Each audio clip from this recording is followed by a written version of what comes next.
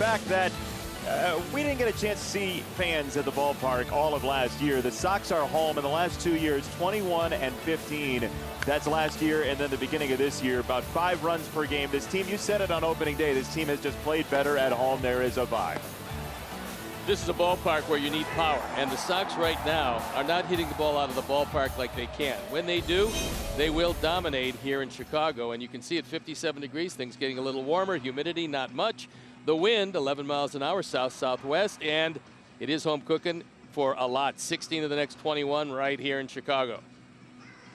Let's tell you about the Insure on the Spot starting lineups. Get your free auto insurance quote and save in just 2 minutes at insureonthespot.com. This is their 3 true outcome percentage: walks, strikeouts, and home runs. Now, the Rangers are middle of the pack in home runs because Gallo does not have much in the way of power so far this year, but it's a little bit scary.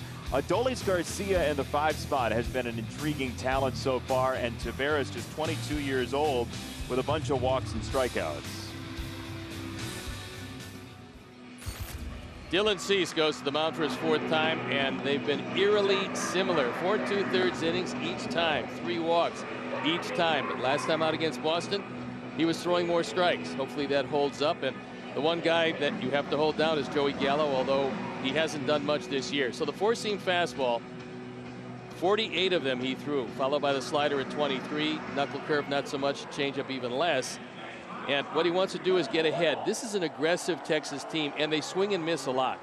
So if you do get ahead, you're going to get some strikeouts. UI Health, and this is how Tony La Russa is going to put him out there in this beautiful night for baseball.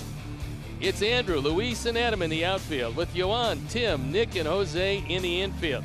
Yasmani Grandal's got the plate, Dylan Cease on the hill, and after 2 off days, let's play baseball. It's been way too long. We missed it.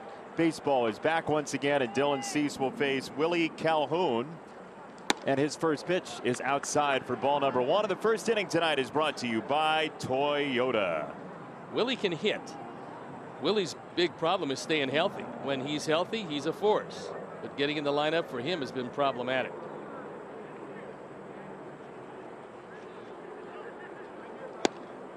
There's a strike from Dylan Cease to Willie Calhoun. Now, it was a groin injury this spring training, but there have been injuries in the past, and so just his 14th at bat of the year for Calhoun.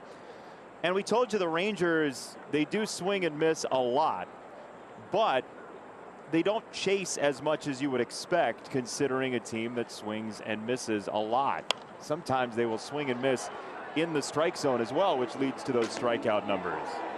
Well, he knows he expanded that zone. We told you this is an aggressive team, and last year he got hit in the face. Julio Urias, and he lost the season basically. So it's hard enough to come back from that, but in a short season he couldn't come back at all. 95 miles an hour to the face. That'll take you down. 1-2 from Dylan Cease. That's a breaking ball and a tester, and nearly had the strike zone. The crowd already is making friends with Mark Carlson, the plate umpire. This actually was a pretty good call. I mean, this one just barely misses. You'd love to have had that, but realistically it was off the plate. He'll try to go back there again, I would think. On 2-2. He did. That's further inside, and it's 3 balls and 2 strikes. Neither of those was a strike. Nope, they were not. Fairness has washed over us yet again. Yeah, I know it's a sad state of affairs, but we're going to have to live with that. 3-2 from Dylan Cease. Calhoun swings and vaults it foul. Texas comes in at 9-10. They have lost 4 of their last 6. And this Rangers team is extremely young. There's only one guy above age 28 in the lineup today, and that's the veteran utility man, Brock Holtz. They've got one of the rare utility situations at third base. You just don't see that very often. Good changeup for strike 3, and Dylan Cease, with the pitch he uses least, gets a strikeout. Well, he threw 2 of them in this at bat, the second of which was much better than the first, and a perfect pitch. It was in the strike zone. You see how he splits his fingers? That one just kind of gently settles away from Calhoun. That's promising. Yeah, that's a pitch that if Dylan Cease can sort of farm, it would pair well with his fastball, you'd imagine, Very a much la so. Lucas Giolito. Yeah, they come out of the same spot.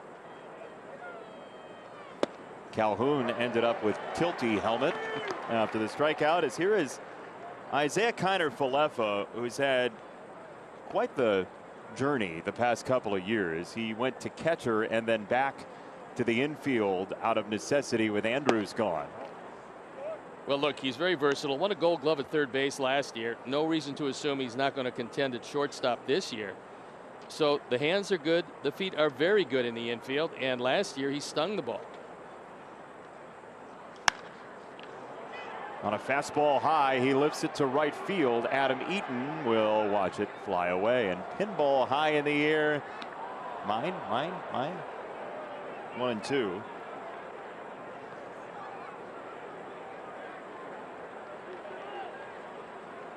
Good to see fans braving what we expected to be a cold day at the ballpark, but it's actually fairly temperate at game time. The temperature will drop as the game wears on.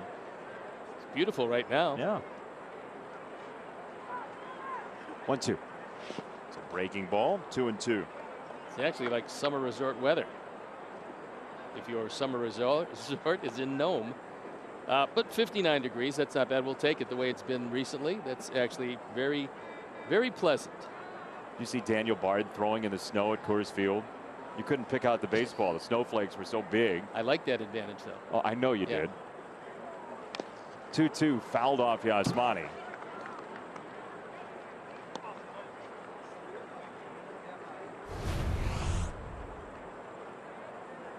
There's the hook that doesn't do much, and Yasmani catches it off.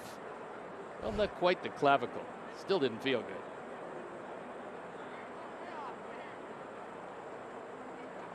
2-2 from Dylan Cease. That's a high slider, and it's fouled away. I think sometimes Dylan loses his release point on that slider. He's actually got one tonight that's moving quite a bit. And if you're looking at the outside corner, it's okay for a wipeout pitch because it's not going to be close to the strike zone. But he probably wants to look something that's on Yasmani Grandal and throw at that.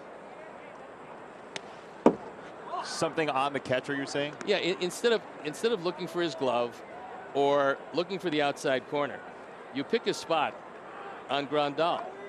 And if you're throwing a slider, depending on where Yasmani sets up, that little white circle in the middle of his chest protector is as good as any because it'll keep him in the strike zone longer. So you would use that on your catchers? I would use, yes. 3-2. That ball's ripped into center field, and Luis Robert has it kick off of him, which is going to mean an extra base for Kiner-Falefa. So an early wobble. Now he's going to go for third, and Kiner-Falefa's in there. Luis was very casual in center field, and Kiner-Falefa got all the way to third base. You could almost see his head look up before he made that catch. We'll take another look at it. This fastball up in the zone and a rocket to center field. Then it gets not so good. He really didn't look the ball into the glove, and by the time he did, he had missed it. But now you compound it by not getting it back in quickly enough, and Kiner-Falefa winds up at third base. It's going to go E8. And so now with Joey Gallo at the plate, you can make the argument to just go ahead and bypass him in a normal day, but Nate Lowe has had such a strong early start to the year. He's a very dangerous hitter behind Gallo. And there's ball one. Well, Gallo did something in spring training that was most unusual. He decided he was hitting too many fly balls. He decided he was popping up the ball more than he wanted to, so he went to the axe handle bat. That's one thing. But he also flattened his stroke. Consequently, he's hit one home run, hasn't had an extra base hit in about 16 games. Yeah, he hit a home run day 2 of the season. That was it. That's it. You see the long streaks without an extra base hit. This is the current longest streak for Joey Gallo. The homers are going to come. Well, there's no doubt because he's enormously strong and he can hit at any part of the ballpark. But he does give him a Gold Glove caliber right fielder. However, they need his bat desperately. It's ball 3 from Dylan Cease. And now that you're at 3-0, you might as well just Yeah, I don't think that I would mess around with him here. First of all, he's leading the world in walks. I think he's got 20 of those. And that shows that he doesn't get a whole lot of protection behind him. So they're not risking having Gallo beat them. We're talking about the pitchers from around the league. That's why he walks so much. Yeah, nobody's close in walk rate. I mean, Miguel Sano's like 4% behind him, and that was a precarious decision, and he got 97 by him, Dylan did.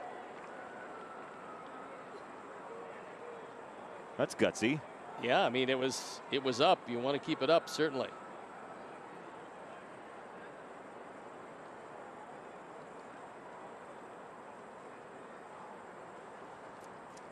That was well up, and it's ball 4. That's the 21st walk of the year for Joey Gallo in 20 Ranger games. So now Nate Lowe, as Gallo by far is the walk leader in Major League Baseball.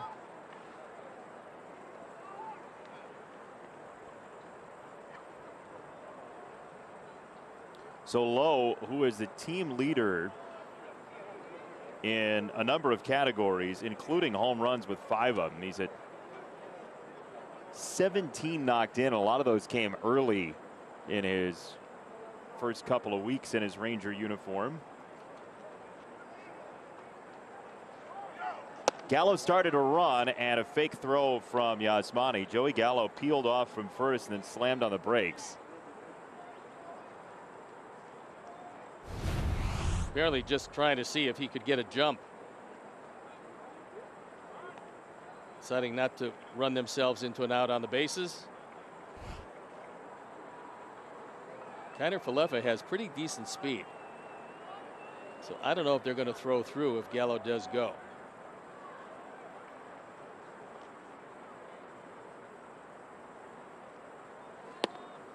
Two and 0, and command has been an issue early again for Dylan Cease today.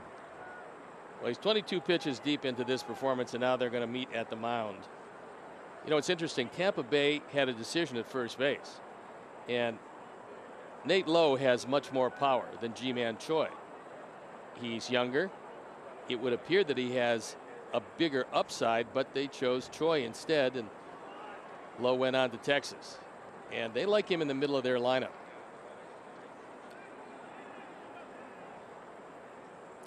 I mean, look, the power clearly people have known it's there, but it has not really shown itself in major ways just because he hadn't played a whole lot of games. I mean, he had been playing 71 major league games in 2 years before this season started. That's in, and it's 3-0. Crowd starting to get restless on a 4th 3-ball count.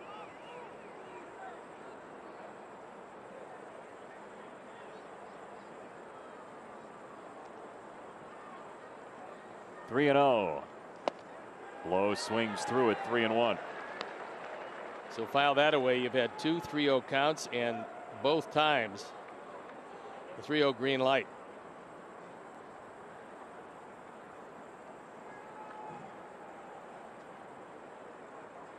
'25-year-old Dylan Cease, who struck out Calhoun to open the ball game,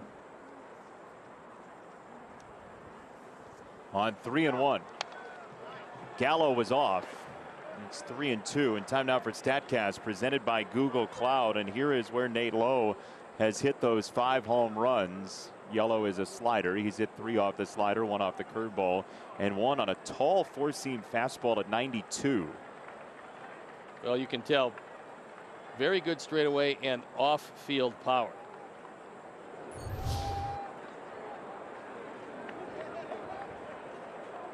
Dylan Cease, another long inning here on 3-2. Gallo runs again, and that is ball 4, and the bases are loaded for Texas to open this series on a Friday night.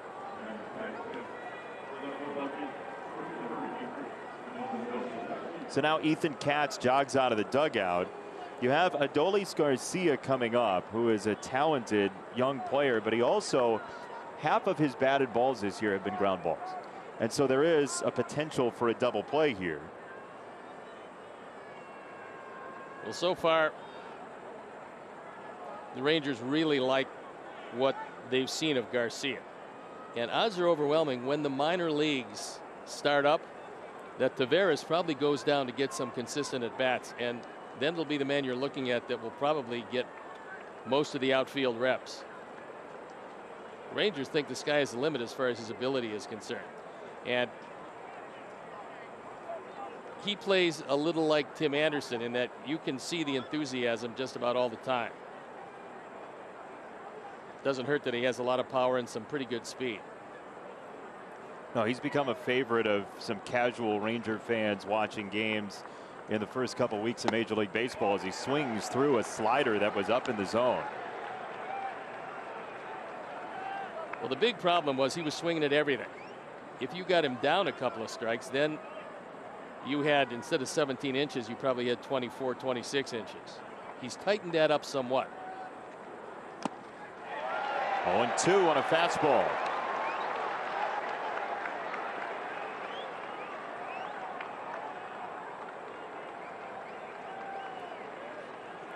How do you wipe him out? I'd try another high fastball. 0-2. It's a breaking ball and it's grounded foul first base side. That was actually a good pitch, and he was just able to get the tip of the bat on it. Right now he's pretty much in swing mode, so face high fastball probably gets the job done here. But don't throw anything in the strike zone. You don't have to.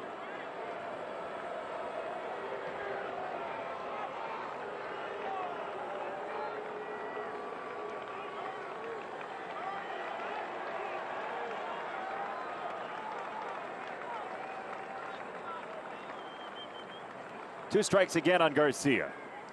High fastball, checked it up. He did not go, says the first base umpire, Chris Siegel. It was close, but it didn't look like he swung. High, tight fastball. Now he kept the hands in. That's a good take.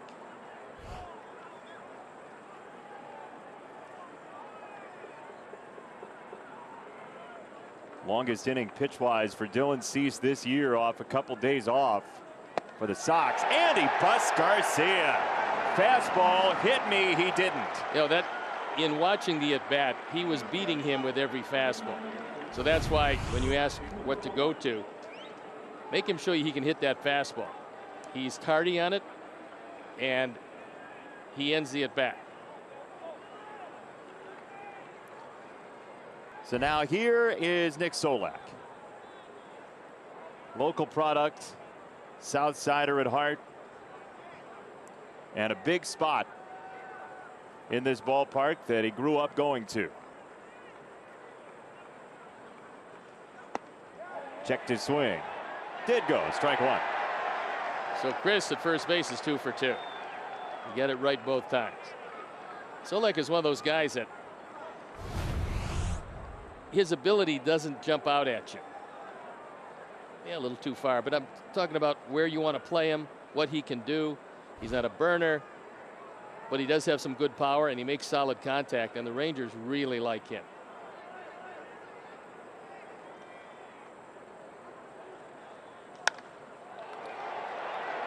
In the air, right-hand side, Adam Eaton makes the catch. You know, sometimes you want to come to a baseball game and you see a magic act instead. Offensively, here's the StatCast numbers on it. Jose Abreu, a couple of home runs. Yasmani went deep, and TA as well. High exit velocity home runs in that victory against Cleveland. 8-5 as the Sox try to get over 500 once again for the first time this year. Insure on the Spot starting lineup. Get your free auto insurance quote and save in just 2 minutes at insureonthespot.com. This is 3 true outcome percentage, meaning walks, strikeouts, and home runs. And you see Jose Abreu at 49%. Nick Madrigal is absolutely a throwback. A lot of baseballs in play in the field of play. Dane Dunning. First time he looks at our ball club in that uniform, and the other side of the field, on for his 4th start. He's been brilliant. Yeah, he's been absolutely outstanding. The Rangers bullpen let him down in his last start. As you can see, heavy, heavy sinker. That's the one adjustment he's made from last year to this. Slider also 13 of them. There's a breaking ball. It's 0-2. Dane Dunning comes in with 14 consecutive scoreless innings since a first inning home run in his debut on April the 6th for Texas.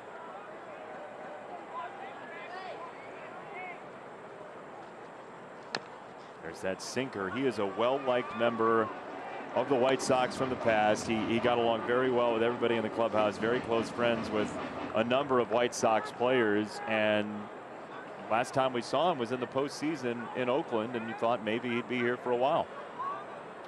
Well, I think he's going to be a very good pitcher before it's over, but I still like the deal. The reason is that Sox are built to win right now. Dane Dunning had a lot of years in this league.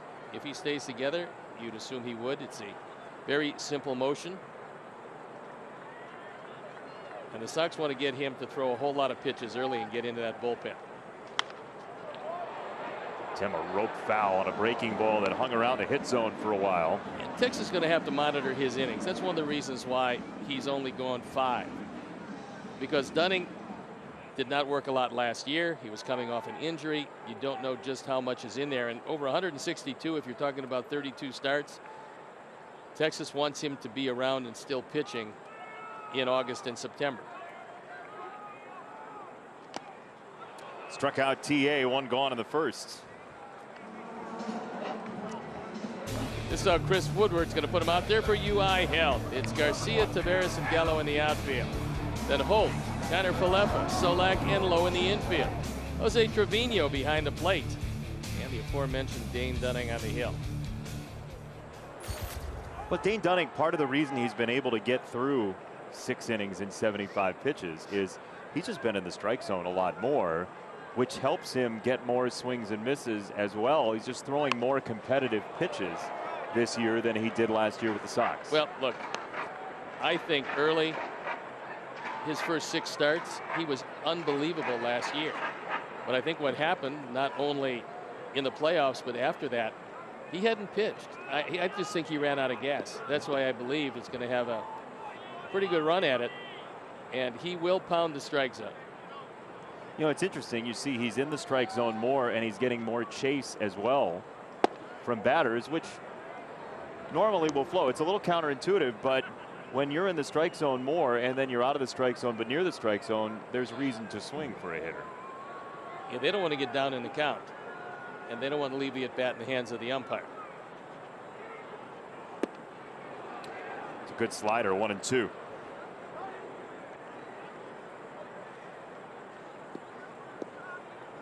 Taveras is playing a very shallow center field. Somewhat surprising. I know he can really run and go get him, but Adam Eaton's got some pop. Andrew Jones out there in center field. Well, Andrew was one of the all-time great center fielders. Yes, he could really go get him. I like the gumption of a shallow playing center fielder. I like somebody saying, "I'll go back and get it for you." Well, if you can go back, the optimum is playing shallow because there's more land in front of you than over your head. 2-2, absolutely handcuffed him with a moving sinker at back-to-back strikeouts for former White Sox pitcher Dane Dunning. And here are his thoughts on facing the White Sox today. Wasn't planning on getting traded. Things happen. Show them the Rangers made a really great decision. It's a big goal of mine. We knew it. We interviewed Dane by FaceTime, what, 3 years ago? Yeah. And he was at that point frustrated about the strike zone in a start that he had in the minor leagues or something like that. Anyway, like he was very open with us in like a 5-minute chat about his frustration at that point. You can see it bubbling in him how much he cares about playing the game of baseball. He came from a highly thought of program at the University of Florida. It was tough to crack that rotation at the time. They had some tremendous pitchers with Alex Faedo and A.J. Puck and others. And Dane Dunning is peppering the strike zone so far, but a game that really matters to him tonight. Well, it's always a treat when you pitch against the team that traded you away. Regardless of what the intentions are, you just want to show them the best you have. And there's not one guy in this Sox lineup that ever faced Dane Dunning. So it's an adventure for them. And first time around, it usually is to the advantage of the pitcher. 1-2. Sinker down, 2 balls, 2 strikes from Dane Dunning to Yoan Moncada as the lineup looks different again today for the Sox. Moncada in the 3 spot, Abreu 4 once again, but Luis Robert behind Abreu in the 5 spot with Mercedes going down to 7. Well, I think Luis Robert is destined to be a middle of the order hitter. And the fact that he's in 5 doesn't mean he's going to stay there, but he's going to be a run producer. He's going to be a home run hitter. And 5 would seem the ideal spot, because if he gets it going, now you got to pitch to Jose. You can't pitch around him. Trevino tried to help. That was well low, and it's ball 4. So our 3 true outcomes on the lineup have paid off so far. 2 strikeouts and a walk, and maybe Jose can get you a 3rd outcome here.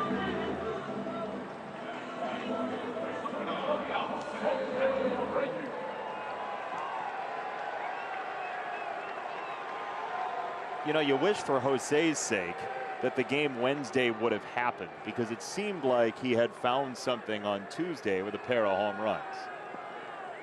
Well, I think it's a warm enough day here where he can feel his hands, and he looked really good the other night. To short and Kiner Falefa, and that is a 6-4 fielder's choice. No score after 1 in the series opener with Texas.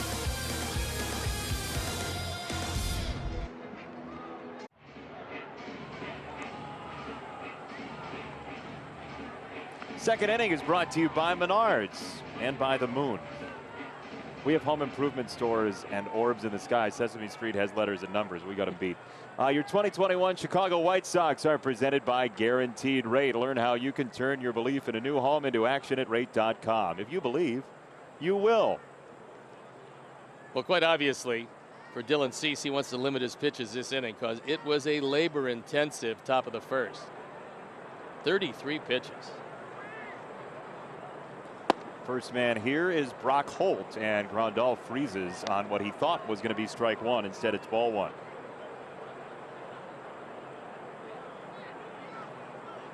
Brock Holt, veteran journeyman. We've seen him a number of different places, including the Boston Red Sox. He came up through the Pirates organization, Milwaukee, and the Nationals last year, and now with Texas.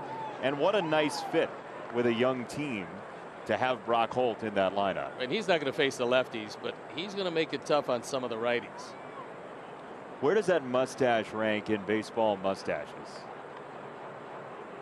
It's up there. Quality. It's a quality mustache. It's like a whisk broom. Got the patch on the chin too.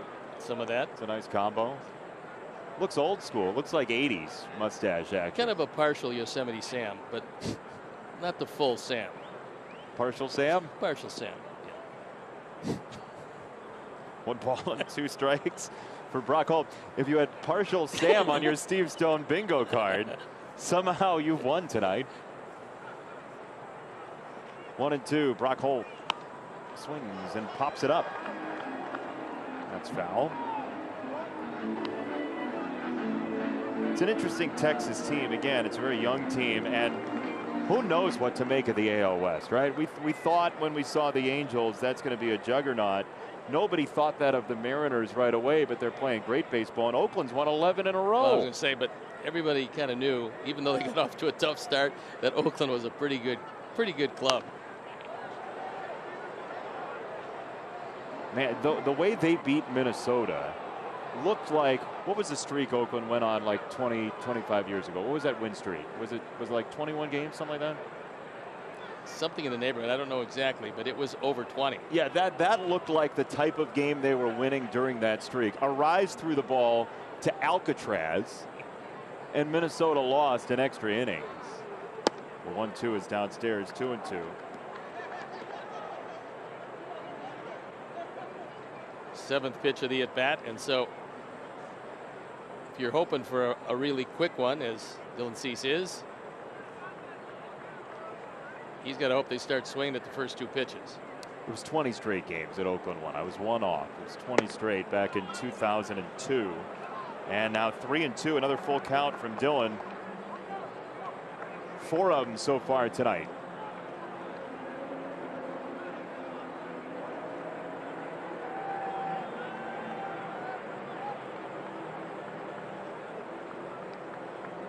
3-2.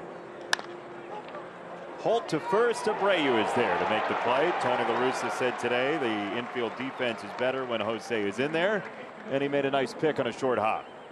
Well, this one, you've got to come and smother it because you can't wait for the long hop. You don't want to get the in-between hop. So you come on, you pick your own hop by moving in quickly, and watch it again.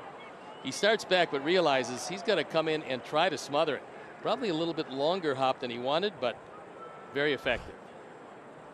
Tony La Russa jokingly before the game today said he was going to put Jose in at DH for the second time in a row, and then Jose grabbed him by the neck and said, "We're not doing that anymore." Tony obviously was joking. Jose didn't do that, but it permeates the clubhouse how Jose feels about DHing. Yeah, he's not the happiest man around. He wants to be in the lineup every day. You know, the most intense I don't like DHing I've seen since I've been here is Jose Martinez from the Cardinals. Remember, he was just walking around in the dugout here, pacing back and forth like he had 17 cups of coffee in 5 minutes. But Jose Abreu is pretty high on the list of a heat of passion for not liking not being in the field. And that's a good curveball from Dylan Cease. That was by far the best he's thrown. So now he's at 1-2. Hoping against hope not to get the 3-2. Good rotation. This one straight over the top. Pretty much unhittable. 1-2. It's a fastball and Dylan snares it. Nice play. 2 down.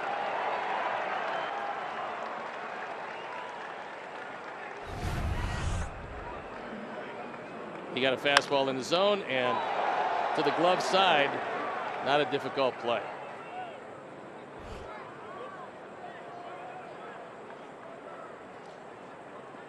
Last batter we have not seen for Texas is the switch hitting 22-year-old Leody Taveras, who is 4 for 43 so far. Okada's in it, cut at the grass at third, thinking about a bunt. That's why he was thinking about a bunt. Because Taveras was too. Well, when you're hitting 093, you know you got plenty of speed. You think about getting on any way you can.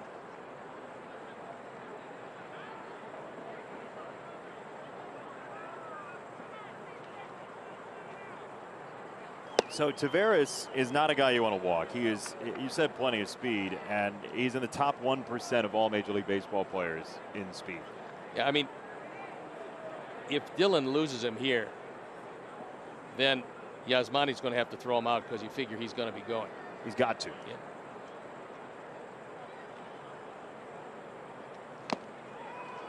Tipped foul, 2-1. Tim Anderson just ahead of Taveras in the sprint speed metric by StatCast. And we've seen with the Sox lineup, the run game has started to kick into gear in recent days, which is a good sign. Well, I think Tony is going to be more aggressive when, one, he gets a good feel for his personnel, and two, if this team is not hitting the ball out of the ballpark, you can win a lot of games with speed. Faded inside a fastball, 3-1 on Taveras with Calhoun next.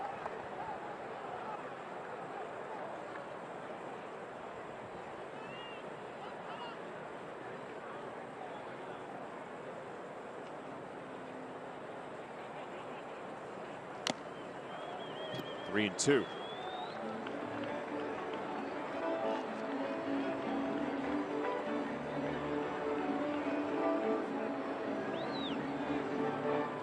What do you think he feels most comfortable with for a strikeout pitch here?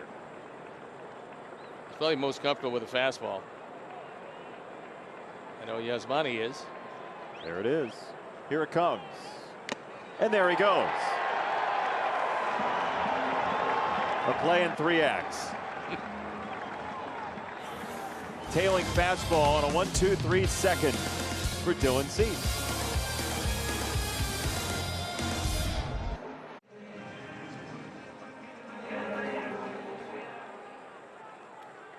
Postcard night in the sky at Guaranteed Rate Field, and time for our player profile. It's presented by Geico. Make it easy, and we make it easy for you to learn about Dane Dunning, who was born in Florida. He is of Korean descent, has expressed the idea that he'd love to play for the Korean national team at some point. You saw his bio there as Robert grounds to third, and Brock Holt throws him out. You have to be ready to hit early in the count with Dane Dunning on the mound, because he's going to be around the plate with everything. He's not one of these guys that wastes a lot of pitches. He has a purpose for each and every pitch he throws, and usually he's got the command to make it hold up. So if you go up there with the idea that you're going to be swinging, more times than not, you won't allow him to get too far ahead of you in the at-bat.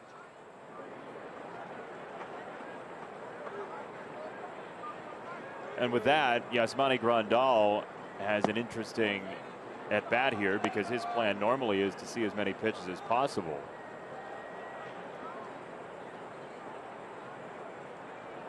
Nine walks, 8 strikeouts. The on-base percentage well above the batting average for Yasmani. It was talked about in recent days, his knee trouble that continues to be something. They had him on a plan in terms of a schedule beginning of the season. He's starting to climb out of that, but after the knee problems in spring training, he's still kind of getting right this first month of the season, as it's 1-2.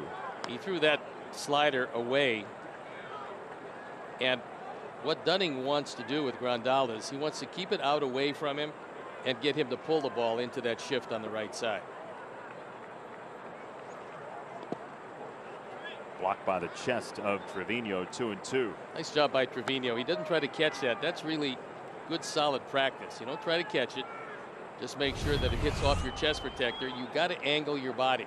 He's able to do that, and so when it does hit the chest protector right in the middle, number one, it doesn't go anywhere except roll to your feet.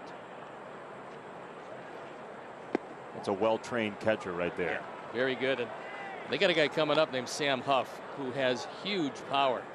So Trevino is there for the time being. They really like him. He's a good catcher. He's hitting the ball a little bit better. Sam Huff has big power. He's also got a hamstring injury that's caused him some trouble in recent days, as that is ball 4. Yasmani Grandal continues to be very patient, and his one-out walk brings up Mercedes. Well, this is actually in the zone, and if Trevino had been setting up inside, he'd have bought that strike. But when you set up low and away and the pitcher gets under the fastball, under the sinker, you just don't get the call all that often.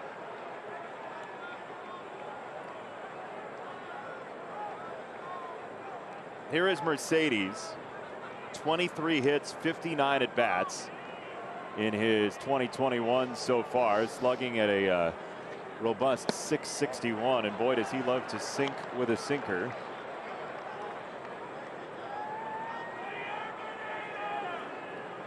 Somebody just yelled at the very top of their lungs, like the loudest they've ever yelled anything, the Yerminator. The Yerminator. He's going to get a sinker here. Let's see if he gets it middle in. Mercedes pumps it to center field. He just keeps on hitting. Well, look, he's a good low fastball hitter, and he did get that sinker middle in, took it right back up the middle. Didn't get the sweet spot of the bat on it, but hit it hard enough. So a chance to break through here in the second. Dunning is around the plate, and the boys are going up there with an idea that he's going to challenge him early. Yermin Mercedes' vision at the plate is impressive. I think he's shown that he can stay with just about anything. And will he expand his strike zone? Yeah, like all players will, but he's got pretty good solid at bats. Bottom of the zone, called a strike. Yeah, that's the pitch you don't want called a strike. Not with a sinker baller. Dunning's going to live down there, and if he gets that pitch, it's going to be tougher for the hitters. Andrew Vaughn in search of his first major league home run. To shortstop, Kiner Falefa gets one there. The turn is on time. It's 6-4-3, and a nice turn by Solak to retire the Sox here in the second inning. And Kiner Falefa, strong play at short. Yeah, he's got a chance to win a Gold Glove there after the Gold Glove at third last year, and a very good turn. No score.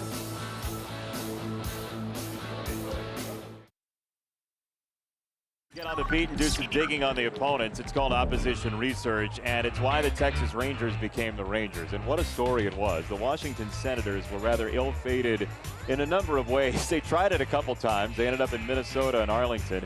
DC gets an expansion team in '61 after the Twins leave. Ted Williams gets hired as a manager. They end up actually playing very well in 1969. The owner lobbies to move them in 1970. And with all that as the backdrop, they're playing the Yankees on Thursday, September 30th of 1971. And the game never ended, Steve, because the fans were on the field. It wasn't Cal Stanford, but the fans knowing, the deal is, if you're going to move your team, as Luis Robert comes in from center to make the catch, don't tell everybody and then have a home game where the fans might jump on the field as they did. There was a major riot at RFK Stadium. Can you imagine in the Twitter age what Twitter would have been doing? There were fans on the field. They never finished. And off they went to Texas. RFK Stadium. Not a great place to hit. No, you didn't like RFK? I didn't. I never played there, but you see some games with Frank Howard. He made it look small. You said that like you had been there for some reason. Not a great place to hit. No, it was a big ballpark. One down, ball one, and the third inning is brought to you by Hyundai. As Kiner Falefa stands in, and good news for Dylan Cease, is 6 in a row retired after bases loaded, 1 out in the first.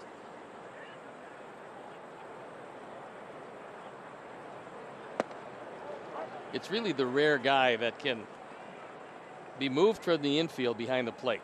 He was not a particularly good catcher, so they put him at third, where he was very good. And now he's at shortstop, where he's still very good. So a tremendous athletic feat. Eaton on the run in right field, tracing it toward the line, and Adam in fair territory puts away a second out in the third inning and bring home a part of White Sox history. Commemorate Carlos Rodon's first career no-hitter with a limited edition ticket on sale now through May the 2nd. Visit whitesox.com/no-hitter to get yours today. And Steve has opened his wallet very kindly, as he's prone to do, and he's bought us both commemorative tickets here at Guaranteed Rate Field, which we'll show once we give you an opportunity to we're talking to the Texas crew now. Once they get off our game camera, we'll go ahead and show you the tickets here. Very nice. Here's your commemorative Carlos Rodon ticket. It's a beautiful ticket. Yeah, it's better when it covers my face. And that was quite a night. Let me come over and cover the other half. Thank you very much. Really appreciate it. What a good bit. We should take it on the road to Joplin. 1-0. Dylan drops in a slider. 1 ball, 1 strike. What has changed for Dylan Cease since that first inning? He's actually staying over the back leg instead of flying. He was flying open. You could see it. He was moving to his left after every delivery, and you lose track of the strike zone.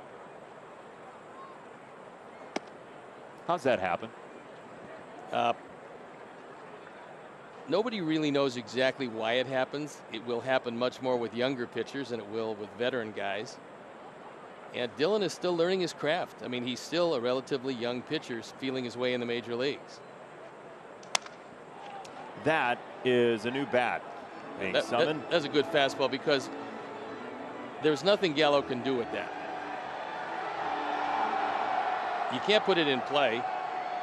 If you hit it, you break your bat. And it's interesting. Texas is not going to win their division this year. And there was a school of thought that Gallo, whose contract doesn't end till after next season, would be one of those guys that they could move and get a whole lot, especially if he hit and played like he did last year. He's a magnificent outfielder. They don't run on him anymore. He's very accurate. He's got a strong arm, but he's got to hit the ball out of the ballpark to be effective. They like the on-base percentage with 21 walks, but he's not paid for that. Fouled back off of Yasmani's glove. Joey Gallo last year in 57 games walked 29 times. This year in 19 games he's walked 21 times. Well, he's the one guy that everybody picks out and says, okay, we're not going to let this guy beat us. And if he wants to expand his strike zone, that's his prerogative. Check swing on a heater.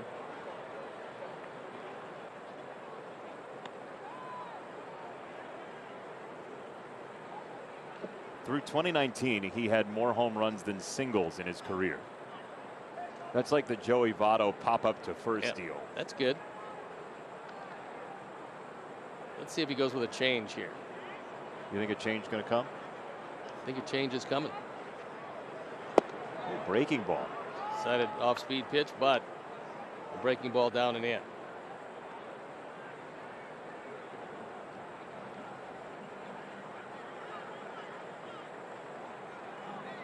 Three and two for Joey Gallo. All-Star 2 years ago. Despite some injury trouble, locked him up with a slider.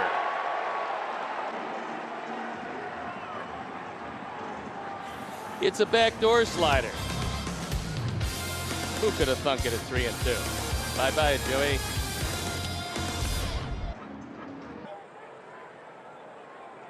No score, bottom three, as Dane Dunning will face Nick Madrigal, Tim Anderson, Adam Eaton.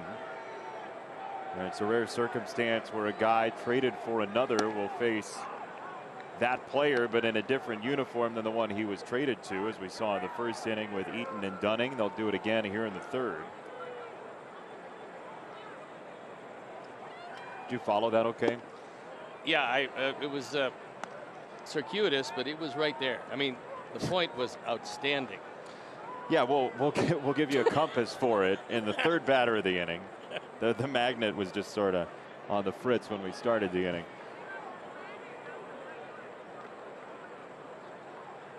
Dunning to Madrigal, 1-1. Nick checks his swing, and he didn't go. Just assume he didn't go. No, he's not going to miss too many when he does decide to swing it. They're playing him very shallow and around toward right center.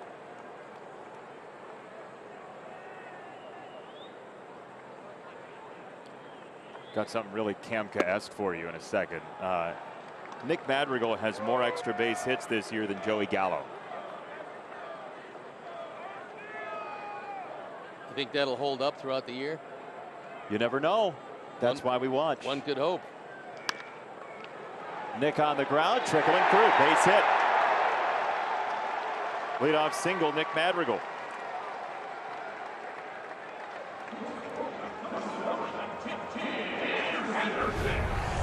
Usually a good matchup for Nick if you get a guy throwing the ball around the plate consistently, because you can't throw it by him. He's not going to swing and miss, and putting it in play, this one just scoots by Connor Falefa, and a promising way to start the inning.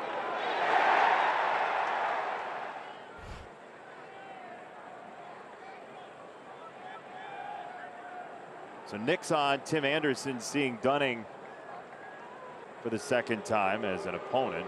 And do you think Major League Baseball crowds this year are more averse to throws to first? Like, we waited a year for baseball. Yeah, we're seeing a lot of folks around the league booing on throws over to first. Tim up the middle, that's into center. Another base hit. Madrigal is slow to second. Sox have 2 on and cooking here in the third. He got a breaking ball. This looked like a curveball, and he just went out and got it. I mean, it wasn't a bad curveball. It wasn't down, and he drilled it right back up the middle. When that's not hit to your glove hand side, it's almost impossible for a pitcher to react that quickly. That was on the throwing arm side and scooted into center field. This inning seems like the perfect time to tell you that entering play today, the Sox led the league in batted balls up the middle.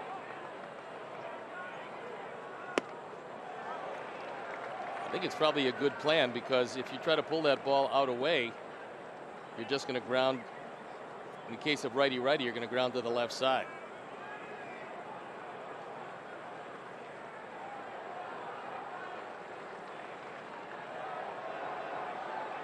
If Adam can get out ahead of one, right center is available to him.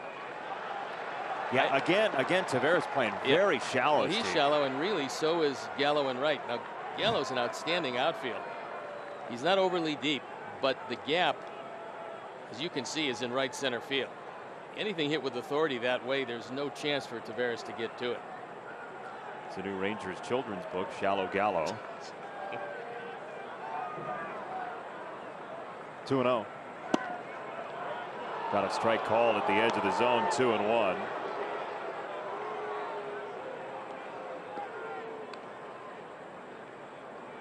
count.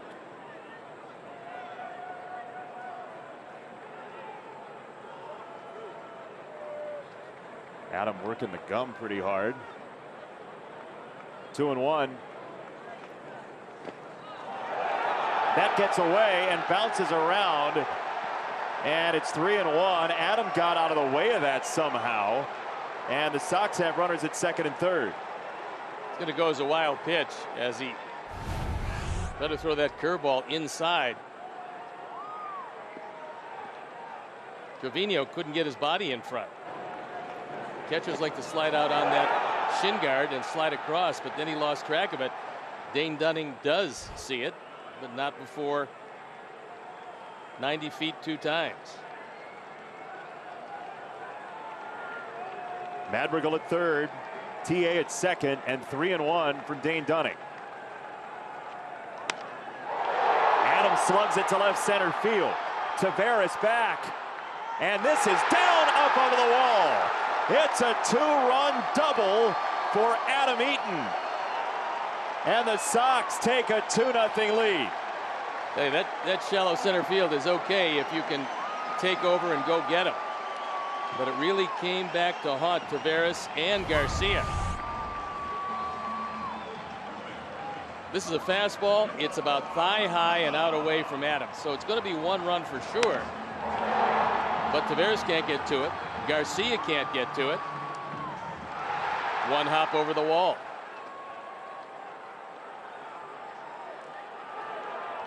If that ball stays in the park, and now there's some conversation going on with the umpires down the third base line. It looks like the Sox dugout. If that ball stays in the park, that's probably a 3-base hit for Adam Eaton. Third base umpire Jordan Baker having a conversation with Tim. We're all good. Thumbs up.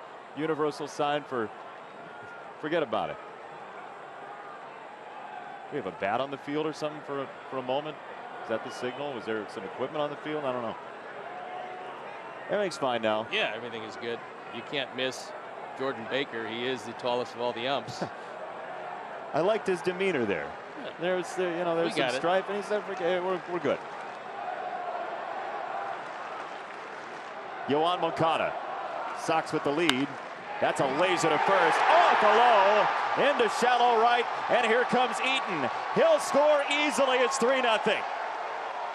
That ball was a missile. That's 9 driven in for Yoan. And the second time through has proven a problem, as this one just came up there spinning. And he drilled it off of Lowe's glove. Not much chance. Eaton scores easily, and it's 3 runs and nobody out. That is a good sign that Yoan Moncada is loading up and attacking early there. Well, look, I think that's really the game plan against Dunning, because he's going to be around the plate. Why get down in the count when you don't have to? And boys have taken advantage of it here with 3 singles and a double, the double of the 2-run variety. Some hard hit baseballs too. Andrew Vaughn's double play ball from last inning came off the bat at 110. Now he's going to be a very good hitter. Here's Pito, and Abreu takes ball number 1. That was 103 off Moncada's bat. Expected batting average on that baseball at 610. I don't know who the 39% of first basemen are. They're going to catch that, but they are Evel Knievel like. 610's a good batting average.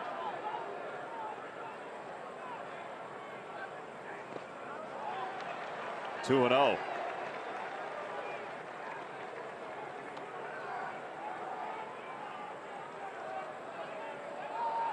Well, the scoreless streak is over.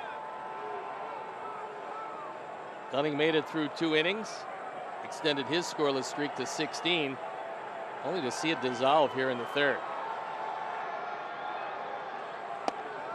Yeah, I know nobody really wants to hear it, but the Sox schedule has been very challenging beginning of the year, especially in terms of the pitching they've seen. And with Texas and Detroit, and this is nothing against Dane Dunning, he's been very good, but Texas and Detroit, their strengths and their skill sets are not the pitching staffs and preventing runs. So in this homestand, you may see the offense break out a little bit for the Sox. As Jose swung out of his shoes, 2-2. Well, he got 89 right down the middle and swung through it, probably wondering how in the world that happened. How did it happen, Uncle Steve? One of those mysteries of life. Brought a bat with a hole in it. He replaced it now with a good bat, though. Oh, yeah. We just didn't have the shot, but yeah, it did happen. Andrew Blaustein, our director, apologizes for missing the bat with a hole in it. Ground ball to third. Brock Holt gets one, and that's all.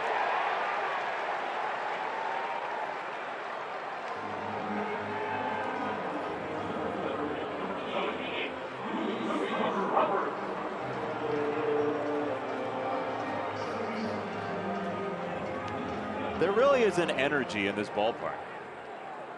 Even with a minimal crowd in terms of the capacity, you can sense it. Well, they're just waiting for this offense to consistently come alive. And you're seeing glimpses of it.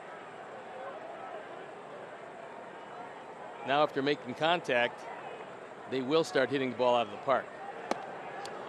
Well, that's one of the reasons, you look and the Sox are leading the world in ground ball rate coming into this series, but there are guys that can get some lift, and it just has not happened so far this year.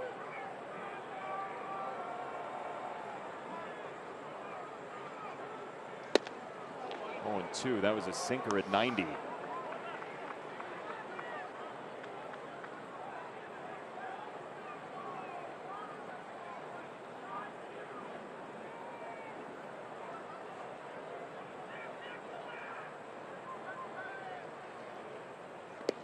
Two guys here, Dunning and Robert, who were rookies together last year. Luis Robert eventually wins a Gold Glove for the White Sox. Dane Dunning ends up pitching in Game 3 of the postseason. They were major factors in their rookie seasons, and now they're adversaries very early in 2021. Let's see if Luis can go out and get this one. Golf shot, right center field, and down. It's a base hit. Abreu to second. Well, after a breaking ball away, a lot of pitchers like to throw a fastball away, and for Luis, he was able to get a good piece of that into right center field. That's his two-seamer. He's looking for it away. He gets it away, and he's not missing these lately. The batting average up over 300. It'll stay there.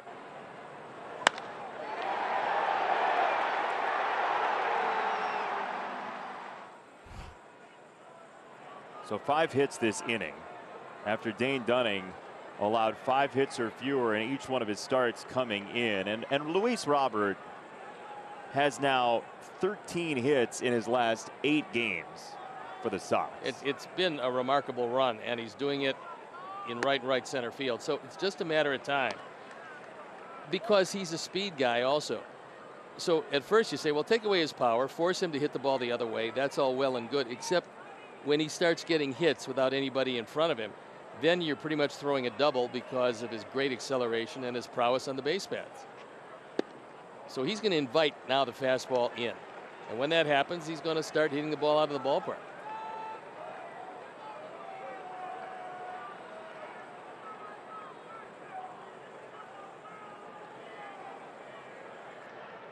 It's the 7th batter of the inning against Dunning, and it's 2-0 on Yasmani, who takes ball 3 and nearly put his knee right into it.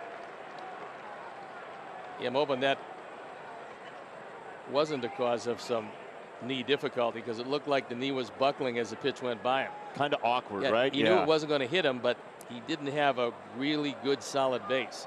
Could very well be that the knee is giving him some difficulties. 3-0, you swinging? Nope. You're right. Yep. We had the prize shelf. I'd give you a trinket. Would you please? Yeah. I would, yeah. Prize shelf has gone the way of the dodo bird. Well, it's in COVID-19 quarantine. The prize shelf is keeping our surfaces clean. 3 balls and a strike. Yasmani takes a strike. Trevino, he really makes a show of it from the bottom of the zone as he presents it to the plate umpire Carlson. Well, if you can actually catch the ball on the way up with your glove. So the glove is down. He catches it and trying to almost simultaneously pull it back in the zone. He bought the strike that time. 3-2, clipped foul by Yasmani.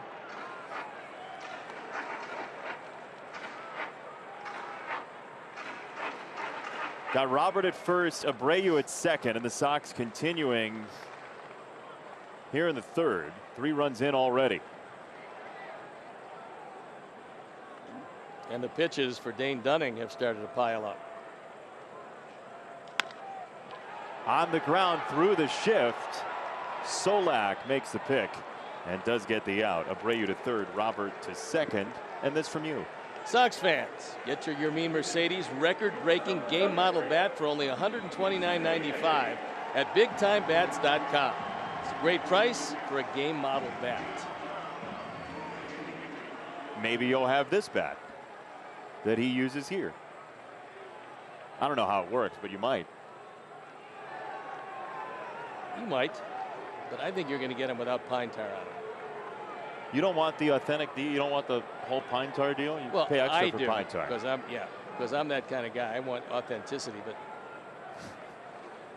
So I think I'm going to dispute that and say what you want is the pine tar to use however you choose on the I got mound. plenty of that. You're the pickiest eater in the world, but when it comes to foreign substances on the mound, just throw it up there. Yeah, I got Slap it on up there. a few of those.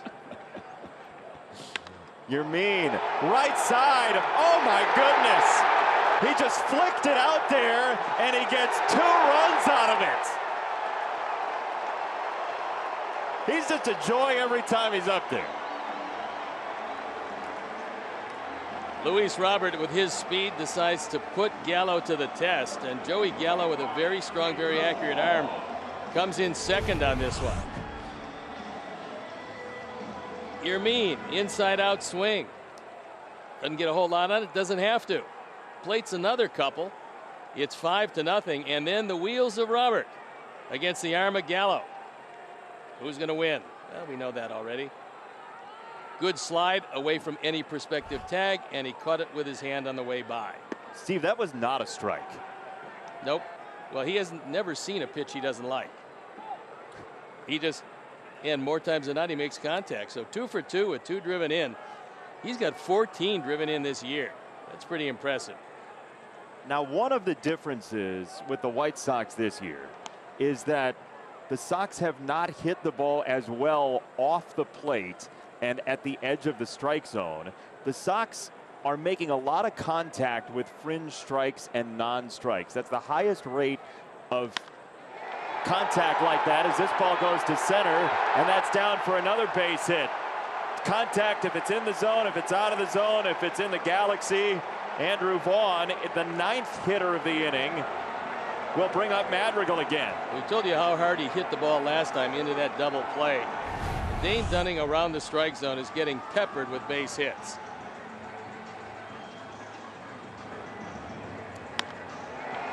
That's 7 hits in the inning, Steve. Yep. For a guy who hadn't given up more than 5 in any outing, pretty impressive. And that's going to be it for Dane Dunning. And the hustle of Mercedes.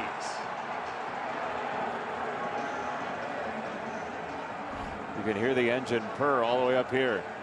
Dane Dunning is leaving not the way he wanted to. Sox are up big.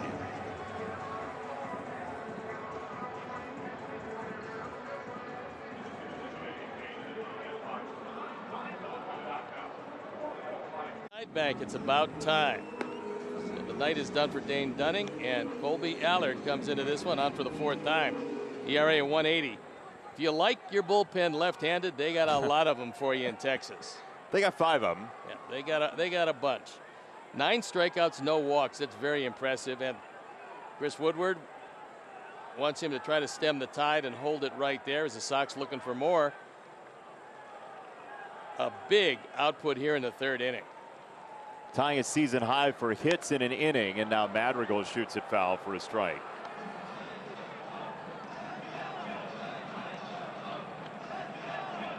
Dane Dunning's shortest regular season start comes at the hand of his former teammates in his former home ballpark where he made his major league debut last year. Just a case of tough love. It's fouled away, 0-2. That's what you call it? Tough love? Yeah, because first time through, Dane was around the strike zone and nobody in this lineup had seen him. So now second time through, when everybody had seen him one time, he didn't fare very well. And for people saying, well, you saw him while you were playing defense behind him, it's not the same. Nope. Colby Allard, when he made his major league debut with the Braves, I kind of like this. You know, some guys only keep their first strikeout. He kept the ball from the first hit he allowed too. I like that. Yeah. I had to go in the seats to find the one I gave up. Nick scoops it to short, and this is playable for Kiner Falefa. You like percussion, Steve? Always. Listen.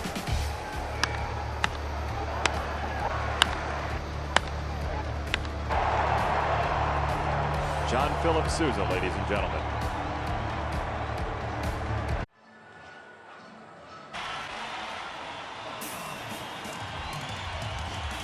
What?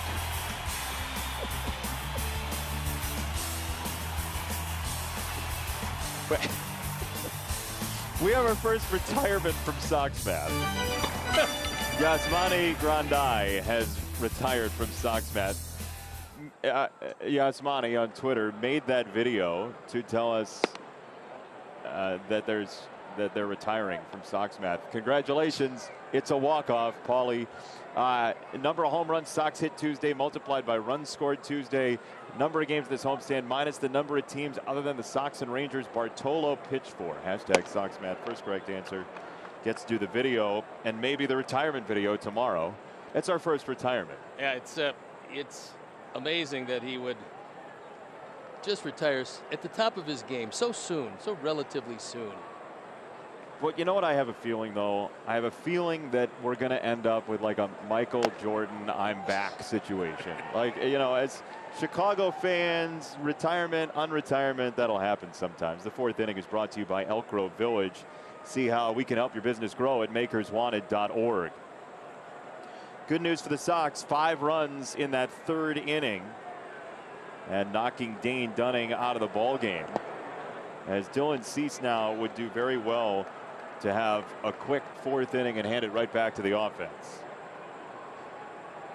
Well, the last thing you want to do is start walking people with this kind of a lead, and because Texas hasn't really broken out offensively doesn't mean they're not capable of doing it. They get some guys in the middle of this lineup that are pretty good.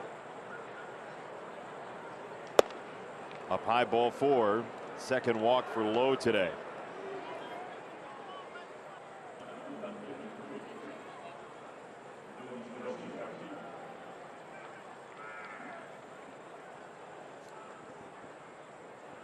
So here is Adolis Garcia, who struck out in the first.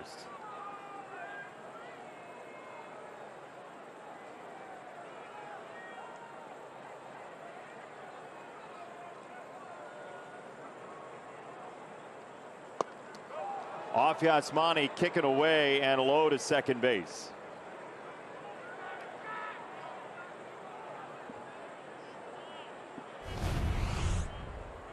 The call is a wild pitch.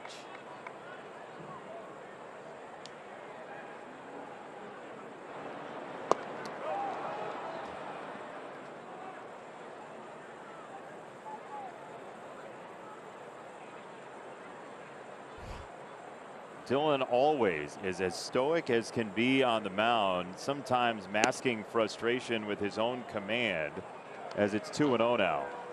Well, the command had been really good since the 2 walks in the first inning.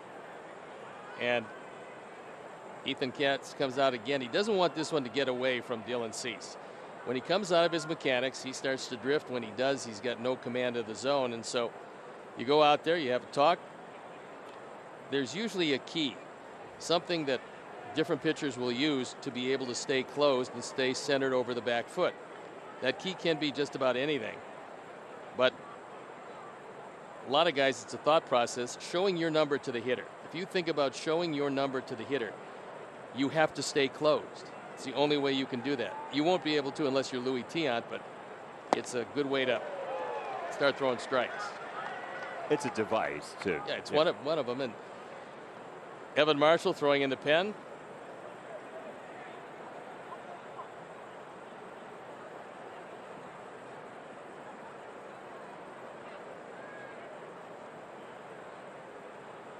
Two one.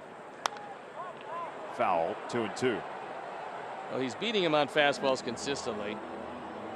Not a bad idea to go back a little bit higher, a little bit more inside, and you'll throw it by him.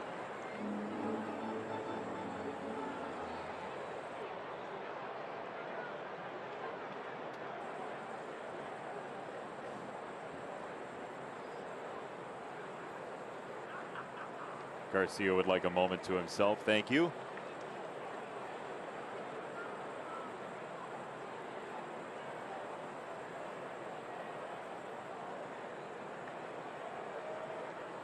Two.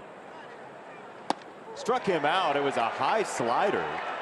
And the 5th strikeout for Dylan Cease. I don't think he was trying to throw this by design, but it sure was effective as it buckled the knees of Garcia. And then once that happens, he couldn't get anything in the swing. Well, that'll really mess with your head, though. That was going to be a strike, or close to it at least.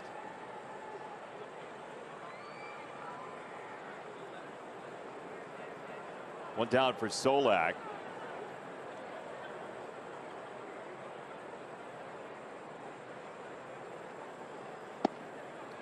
Nick Solak, this is how much of a Southsider he is.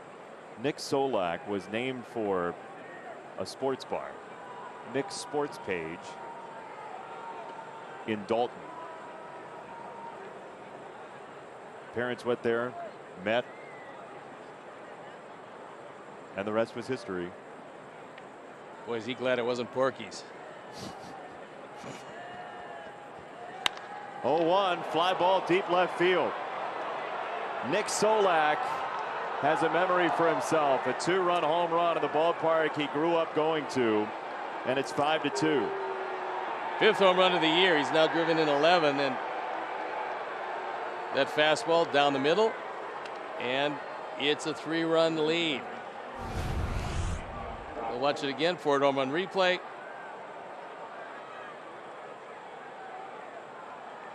And a little too much of the plate. Solak able to get, if not all of it, a good portion of it.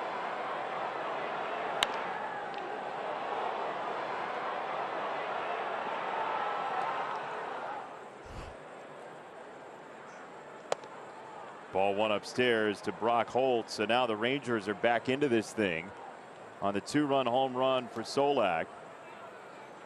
You know, he's got to have a lot of family and friends at the ballpark tonight. Sure, it's a happy family. White Sox, not so much. He was undrafted out of high school. That's pretty amazing. I mean, the whole story is really an amazing story. Again, you look at the skills and you break them all down, and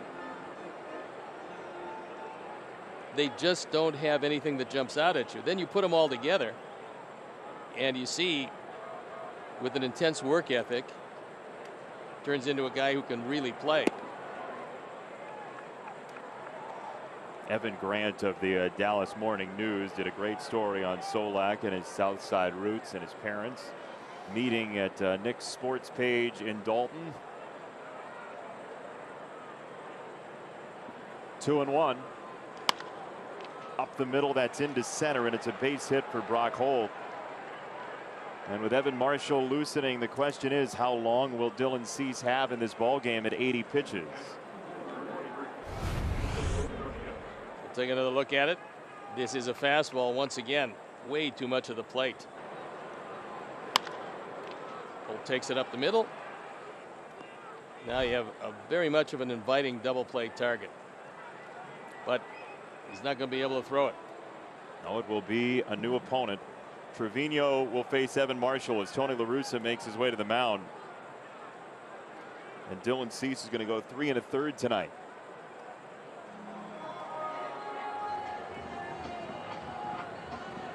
3 hits, 3 walks, 5 strikeouts. Dillon will leave with the lead, and Marshall will come in next.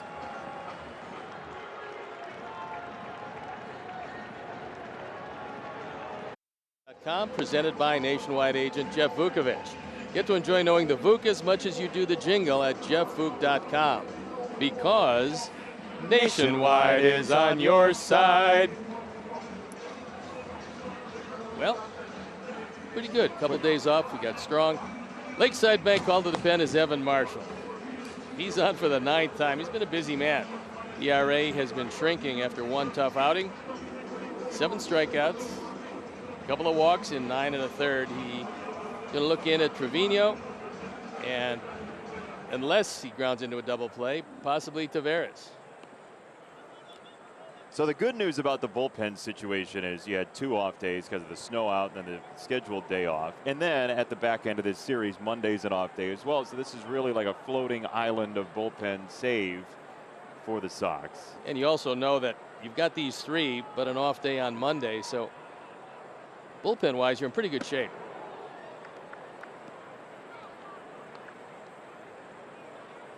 Want to know on Trevino. You also have Giolito going to the mound on Sunday. That usually is a bullpen saver.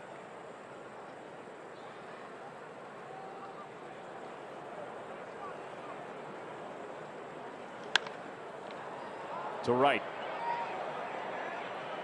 Eaton. 2 gone.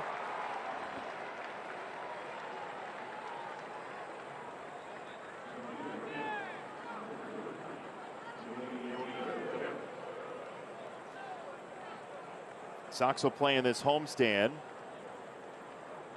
The Rangers, the Tigers, and the Cleveland Indians once again before heading off to Cincinnati and Kansas City. We'll see the Royals one more time. The first place Royals as it stands right now. Royals have been hitting the baseball, and Danny Duffy has been everything for them. Left-handed starter has just thrown great. Kansas City knocked around Casey Mize today with 6 runs against him in 4 2/3. So it's 6-2 Kansas City and Detroit in the 8th inning. Boy, Moncada's playing really close at third. Well, he realizes that with the speed of Taveras, you just can't let him get one down that way.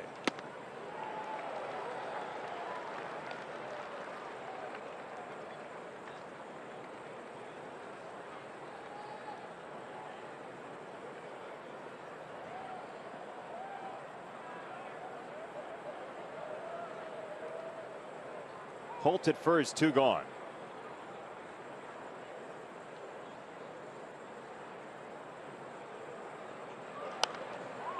Another foul ball, 1-2 on Taveras.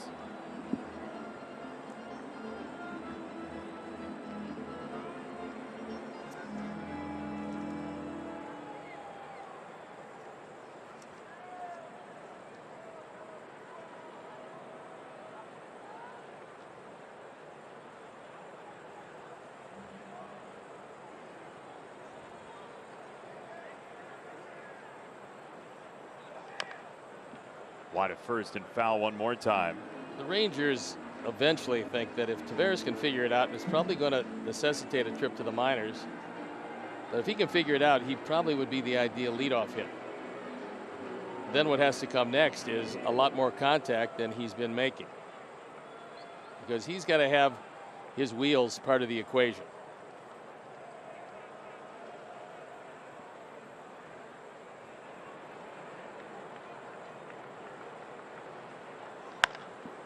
To first, Jose's on it, and the inning's over. Evan Marshall calms the seas after the 2-run home run for Solak. 5-2.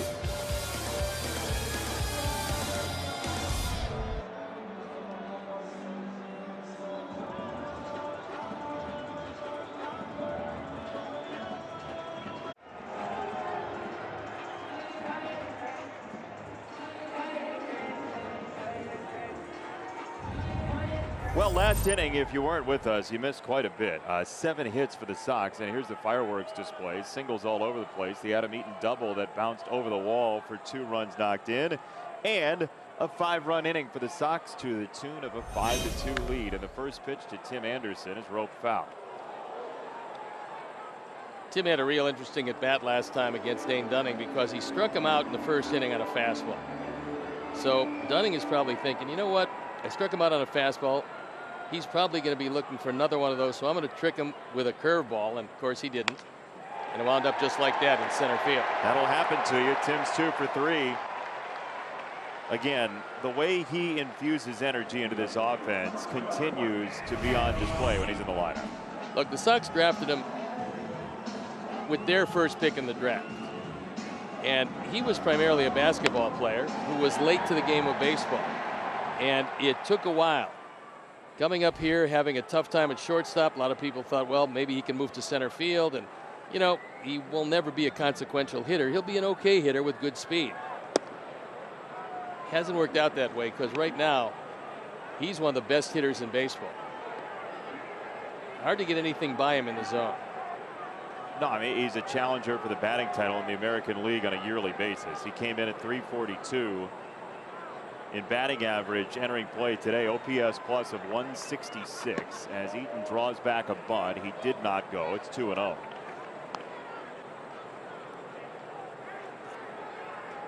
Simpson's coming off the injured list is 12 for 26. Is that good? I would say all things considered, that would be good. Hit a couple of home runs. Got a stolen base or so. Infusing a lot of life in the ball club.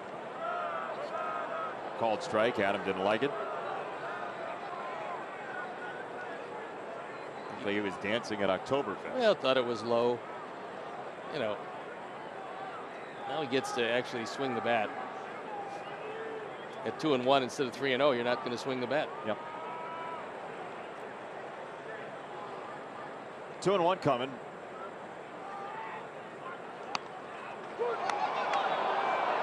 One down. So I guess Adam didn't feel great lefty-lefty. No, and our bunting technique leaves a little to be desired because we're popping him up with consistency. Well, and again, the bunt in baseball really derives its value now from how bad the defense is. Because it's not, if the defense generally fields it pretty well, it's not a great play to get yourself a base hit. Now we've seen a lot of them just ricochet around the ballpark because of terrible throws. And that'll get you some runs. Speaking of ricochet around the ballpark. Yeah, Trevino that time did not distinguish himself with that attempt to block the ball. He tried to backhand it. Watch it again. I mean, he's setting up inside. You can't backhand this ball.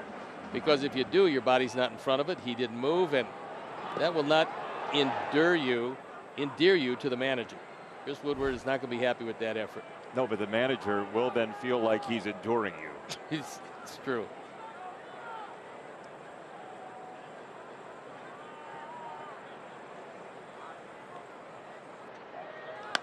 Moncada right side, that's a base knock. Tim to third, he's not going to stop there, and Yoan has driven in a couple. He's on base all 3 times, and that is really good news for the home team. 6-2. Also good news that if Tim gets on at the top of an inning, he's going to find some way to score. He scored a couple of runs here tonight. Sox have another run on the lead. It's now a 4-run lead as Yoan, he goes inside out. That's very Jose Abreu-ish. This is a cutter inside that doesn't get inside, and through the vacated right side, he drives home another run. Steve, I started saying this when Andrew Vaughn was at the plate and we showed you some numbers. The Sox have not been very good at baseballs either on the fringe of the strike zone or out of the strike zone this year. And that's going to get away from Trevino again. This has been a rough inning for him. Well, it's also a good way to see another catcher come in as Trevino backhanded another one. Let's watch it again. Yikes.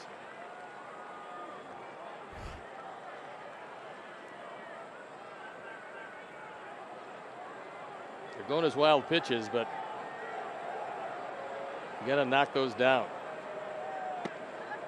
2-0. Well, I was going to say when the ball started carrying all over the place. The Sox had a slugging percentage in the low 300s, but that was 100 points better last year than their slugging percentage on balls out of the zone or right at the edge of the strike zone. And the Sox, we showed you earlier, swing a lot at those pitches, or more than most teams in baseball. And when you start doing something with those pitches, like Mercedes earlier, like Moncada there, that was again a fringy strike, if a strike at all. The Sox had some very good success on pitches like that last year in the top 5 in baseball. That hasn't happened in the first 3 weeks of this year. Well, this offense is going to be just fine. Got off to a relatively slow start, but there's too many guys in this lineup that can hit.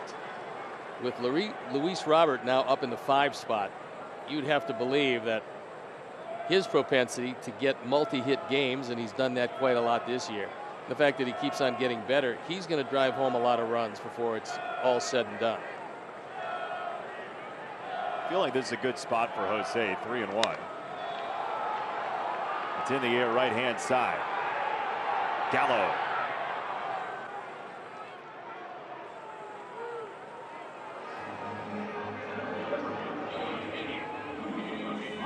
So now here is Robert. You know, we've been trying for 3 at-bats to get in JC Restoration because it revolves around the cleanup hitter. You know, and Jose is one of those. Yeah, he is. And then something happens, and we have to hold it in abeyance. We'll bring it back, though.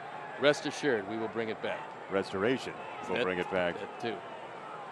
We've got it on layaway. Robert takes ball 1. Okay, so in the next, I would say, I'm going to give him 24 to 36 hours. He's going to hit his 2nd home run of the year. Okay. He's just hitting too well to right center field. Eventually, they got to come inside to him. Hope it happens right now. Well, he wanted to. that was a pitch that he got a good swing at, and he's going, I don't know how I missed that one. He's grimacing. Yeah. That's right there. He's going, oh, wow, would I like that one again? You had it. You were on it. 1-2 on Robert.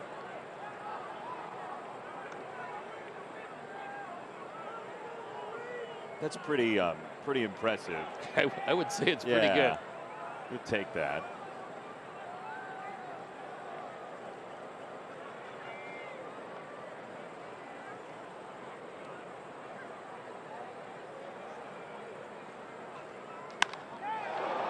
Ooh, boy. That baseball has a contusion. Hit it awfully hard, but unfortunately couldn't keep it between the lines. That looked like the ball he hit off a sea shack in summer camp last year. That's somewhere in a root beer float. That was a bomb. Remember summer camp? I do. That was fun. Yeah. Start your season in July. Like your trip to the Cape, everybody asks me about all the time after your story. 1-2 is foul to the right-hand side. I get more tweets about your ill-fated trip to the Cape than anything else I get now. You see, the thing was, I didn't get sick because of raking the beach. That happened to be my job when I got sick. So I lost something in the translation. Well, you had a laundry list of ailments, though. It turned south fast. Yeah, I get everything but berry. Oh, my goodness. Still 1-2 on Robert. This is why you have to tune in every night, because Steve's not going to rehash it. The list of illnesses. Not for a game or two, certainly. No, that's right. Although this may be a game or two by the end of tonight. 1-2 from Allard to Robert with Moncada at 2nd. Another foul ball to the right-hand side. He did a nice job that time of staying alive. Last year's Luis probably is a strikeout victim, pulling off that ball, but now he's got the confidence to take it the other way. That was a good fastball in a situation where you're not looking for it necessarily, but he kept the at-bat alive.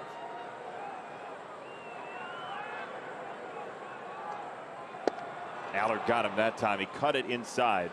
And the first Sox strikeout is batter number 2. 6-2 Sox. Pablo Curcio Auto Group. And let's begin with the White Sox, shall we? Adam Eaton, a 2-run double in the third inning. A big springy bounce into the crowd for a souvenir, and 2 knocked in for Adam. Then Yoan Moncada shot one off of first and low. That's not a cross street. That's who was playing first base. And now Mercedes. Well, Yermin has been really something. Continues his red-hot start, driving in runs, doing everything right. But Nick Solak cutting the margin to 3 at the time. Sox picked up one more, and it's a 4-run lead. Today is the anniversary, by the way, Steve. We were talking about Solak and him being named after the sports bar in Dalton here on the South Side. Today's the anniversary of the birth of the great Warren Spahn, who was named after the president Warren Harding. That is. What was absolutely amazing about him is that he never won a game before the age of 25 years old. And then he went on to win 363 games. Pretty remarkable. He was in the military for 3 years, from 43 to 45, as many were. And then he ends up being a 17-time All-Star. Yeah, it's an amazing story. A lot of guys at the time. Ted Williams, one of them. Bob Feller, another one. A lot of guys were in the military. He's one of your cold weather brethren. He was born in Buffalo. Now that is cold weather. Yeah, Cleveland doesn't hold a candle to Buffalo. Nope. I think we haven't beaten rust, though. You do have some rust. Yeah. Your city does too. 3-1. That's ball 4. It's a leadoff walk. We thank you for joining us tonight, wherever you might be. I am Jason. He is Steve. And what do you make of this performance so far tonight for the Sox offense against their former man, Dane Dunning? I think the offense is going to start to get better and better because the weather is going to get nicer. When it does, this becomes a very lively ballpark. They haven't hit the ball out of the ballpark tonight, but they will. That's coming, certainly. And disappointing for Dylan Cease, however. 7 starts in a row where he's failed to go 5 innings. That's something that will eat up your bullpen, something that you really hate to see. The stuff has always been there. It's just a question of harnessing the command. So what do you do if you're Dylan Cease to try to find that? I know we've been over it a little bit, but I think for fans just joining us, they say, well, why does he have it some innings and then not other innings? Clearly the arm is live. Yeah.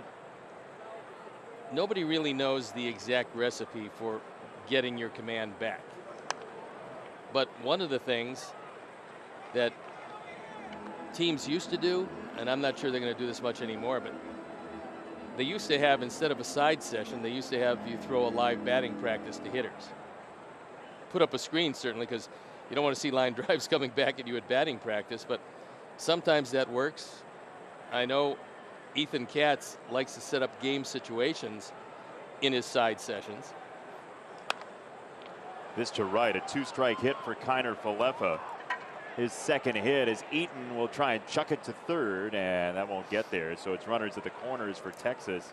And this offense is certainly dangerous enough, down 4 in the 5th.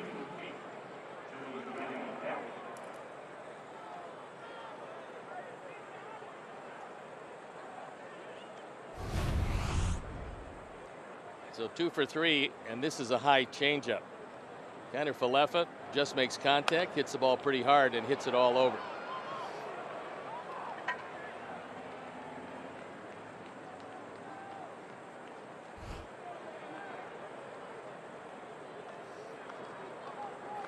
Hats don't stay on like they used to. Helmets, they're flying all over the place. Saw Jose Ramirez lose his hat a bunch of times in that game in Cleveland. Here's Gallo, and he's not exactly the adversary you'd like to have up when the other team's trying to come back. Swing and a miss.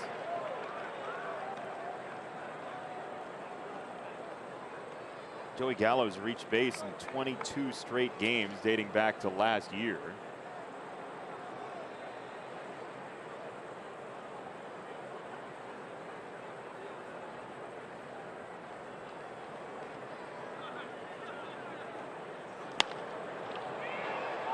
Left-hand side twisting foul. Brian at GoGo Sox on Twitter, as Moncada just climbed the tarp for a little while, suggests that War and Spawn was named after his parents' favorite book, War and Peace. Thank you for that. We're hiring for our writer's room as Moncada's doing the uneven bars on the tarp. Yeah, it looked like he might have gotten hung up. Watch it again. He knows exactly where he is and where the ball is, but not exactly where the net is, and doesn't know where his feet are. Ensnared. Here's your hat. Told you, hats and helmets are flying all over the place. They're flying off the shelves. Well, you'd love to see one more high fastball, but you want to make sure you keep it up. One of those higher than high varieties.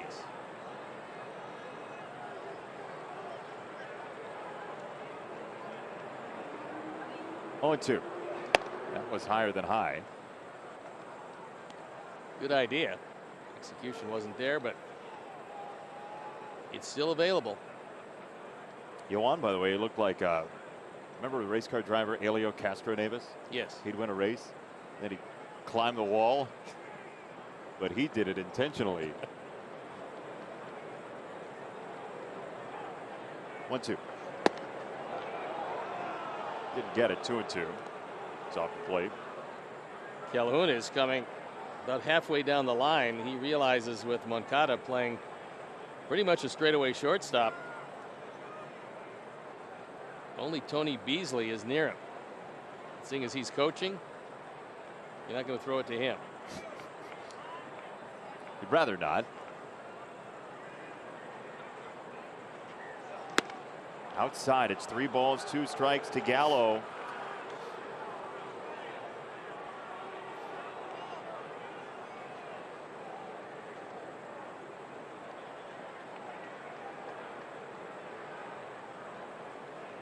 Calhoun at third. That's Kiner Falefa at first.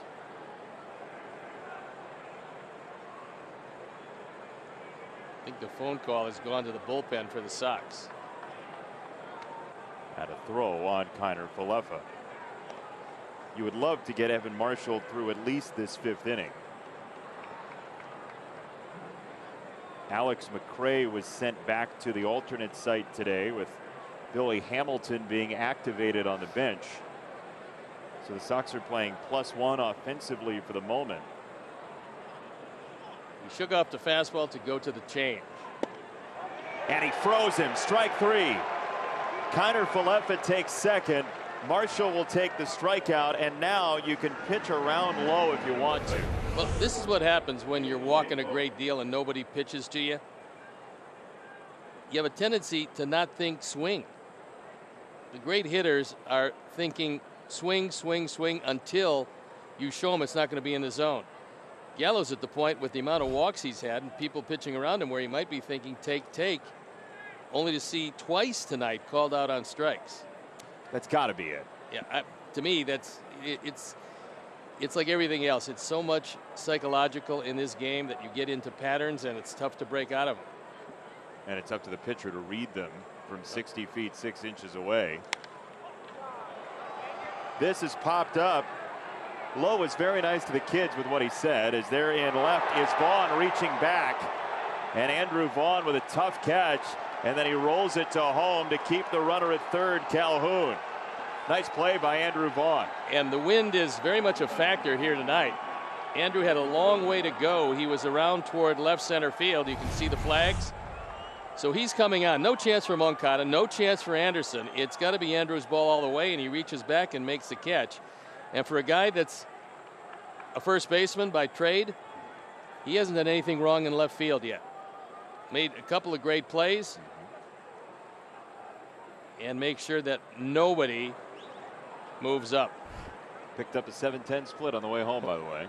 That's a really nice play. Yep.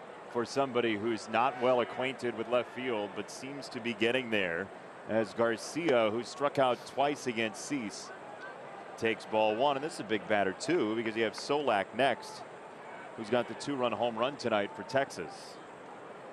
Levin doesn't have the big fastball that Dylan Cease has, so he's got to go after him a different way.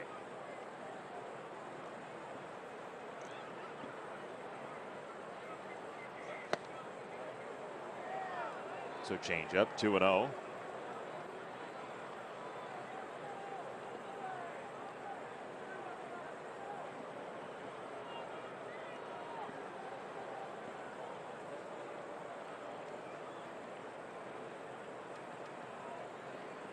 '28-year-old out of Cuba, Adolis Garcia fouls it straight back. It's 2-1. Hey, White Sox fans, with Xfinity Mobile, you can save hundreds on the most reliable network nationwide. Your wireless, your rules. Only with Xfinity Mobile.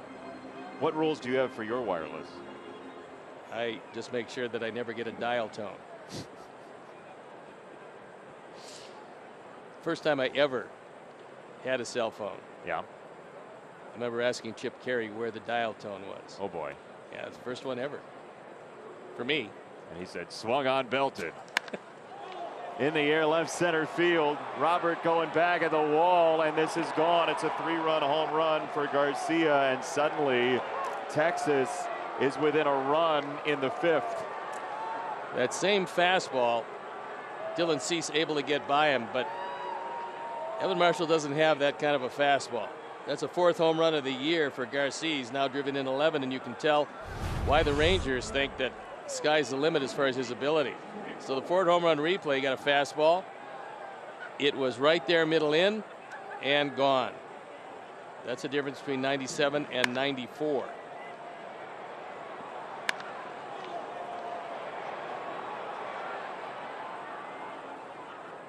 And a souvenir gone wanting. Evan Marshall was hoping it would stay in the ballpark. It did not.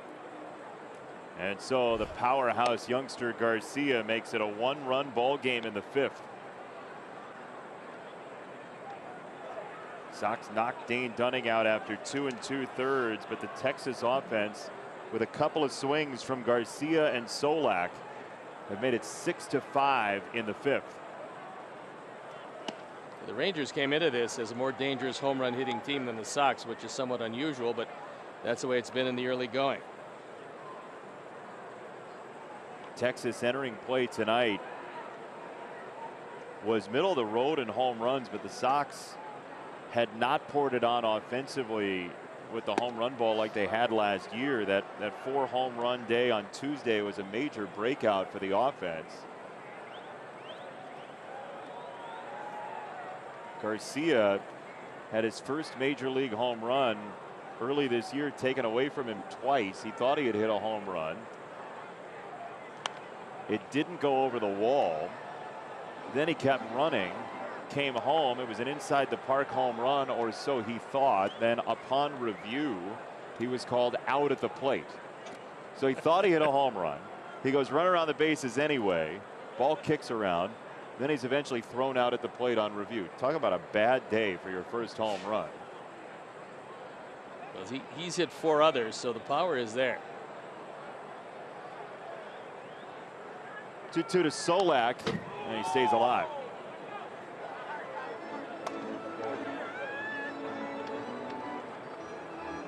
Texas in road games has been a dynamic offense this year. Well, I think unlike their former ballpark, the new park there with the dome on it, not quite as hitter friendly.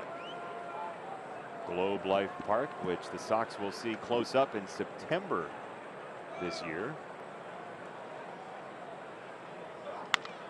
2-2 at Marshall. Evan knocks it down and throws him out to retire the side. So the Sox maintain the lead, but only by a hair. 6-5 halfway home.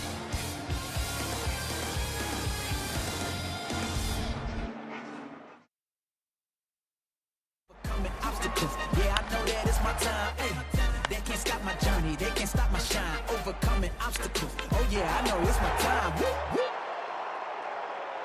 Let's go. Love the track, by the way. 6-5 Sox, bottom of the 5th inning. He's Steve Stone. I'm Jason Benetti. We thank you for joining us. Yasmani Grandal spins around to bat from the right-hand side against Colby Allard, who suddenly is in a tight ball game after allowing 1 run in the 4th. Texas got 3 in the 5th, and the Sox Lead is now shrunk to 1. Well, time for the offense to keep on grinding. Bottom part of the order. But Yermin, with 2 for 2 and 2 driven in, has had quite a night in the 7th spot. We figure the Sox should have some later inning success against Texas with 5 lefties in the bullpen and the way this lineup is stacked against left-handed pitching. Well, you would think so, but they got some good arms down there. Yasmani tags it to left field. Garcia is back at the track to make the play for out number 1. Catch the action from a private Diamond Suite for as low as $100 per person for you and your group. This includes parking, exclusive entrance, and more. Visit whitesox.com/group for more information. Liam Hendriks, very intense, staring at you, waiting for you to buy your Diamond Suite. He's also waiting to try to nail down another save, but a lot of work before that can come into play. Bullpen well rested after the 2 days off because of the snow out and the scheduled day off, as Mercedes takes ball 1 on a fastball from Allard.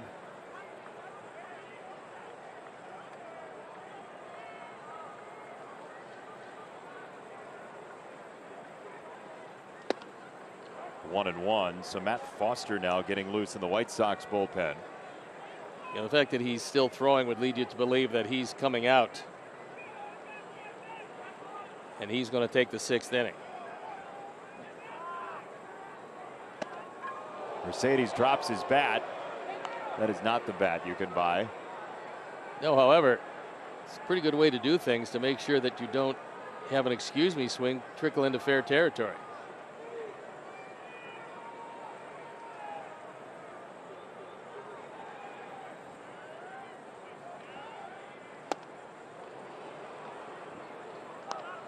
Got one there that was pretty hittable, but swung through it. And he looked back at Mark Carlson, asked him if it was in the zone, and it was.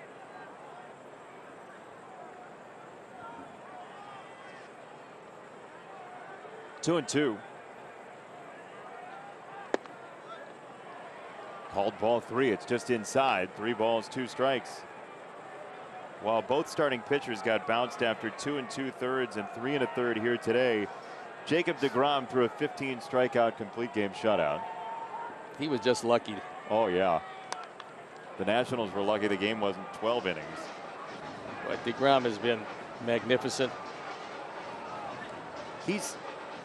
Everybody's trailing him right now. I mean, it's some of the stuff he's doing is just wild. As you see, Mercedes piling up hits on bad balls this year. Another one. 3 for 3 for Yermin Mercedes. Well, it's real interesting when you take a look at the chart and you watch where he hits the baseball and you watch the type of pitches he hits, and you figure it's pretty tough to come up with a game plan. This is a backdoor cutter. You can tell that he's trying to throw it out away from him. He gets too much of the plate. He takes it back up the middle, but he's hit the ball just about everywhere, and he's hit all the pitches.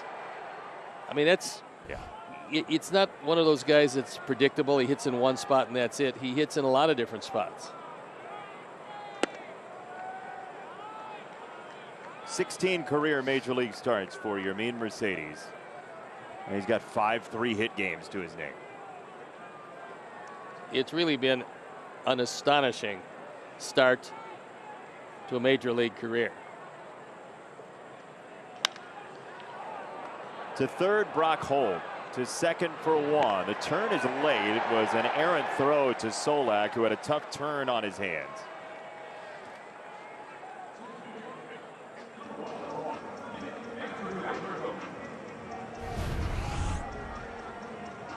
Holt doesn't have the normal third baseman's arm and doesn't get a good throw off. But Solak does a nice job, and they were a little concerned about the defense of Nick Solak. But look, he can swing the bat real well, and he plays a solid, if not spectacular, defense. And that throw kept the inning alive. Sox will have another out. He'd been exceptional in this game. Yep. I'll tell you that. Yes, he has. Madrigal now. Nick lays down a foul bunt, strike 1. it's not a bad idea for Nick. And the reason is there's a lot of people scouting these games as well as the other team, and he saw that Holt was back at third base. If you show you can at least think about a bunt, you're going to bring him in each and every time. Gives you a little more, maybe 2 feet on either side to hit the ball by him. Because now Holt has to play just a little bit in back of the bag. So you're saying, yeah, you do that for right now, but you also do it to put it on tape and make people defend you a certain way. Make it in the scouting report and make sure that each and every time you come up, that third baseman can't just play 5 steps in back of the bag and then take everything hit to the left side, make it into an out. 0-2. Nick's hit the ball hard but foul a bunch of times so far tonight. Sox have made a lot of contact this evening. Just 3 strikeouts and 2 walks. A boatload of balls in play this evening, as the Sox once again aim for over 500 for the first time.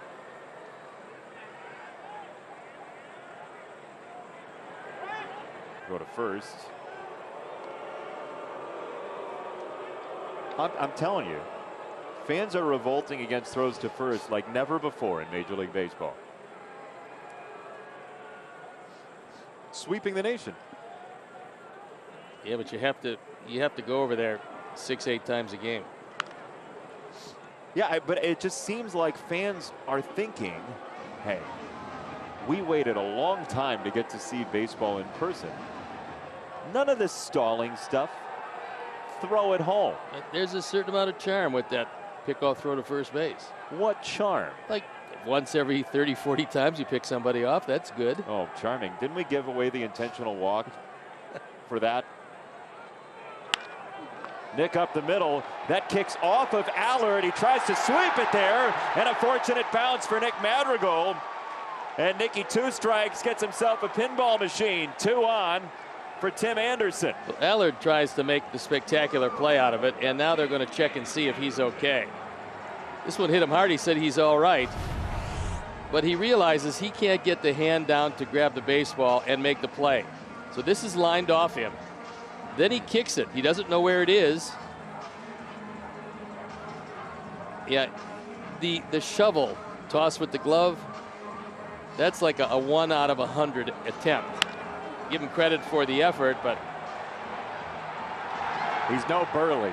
Nope. And one thing that Nick will probably have to bear in mind as he does this consistently, you don't want to stay left of that line too long, because if that throw is close to him and he's that far inside the line, he's gonna be out. With the way that gets called, if it throws anywhere nearby, yep, you're going to be out. There's a lot of leeway by umpires for the fielders there as Tim comes up with 2 on and 2 out in a big spot for the Sox here, with the Rangers trying to come back.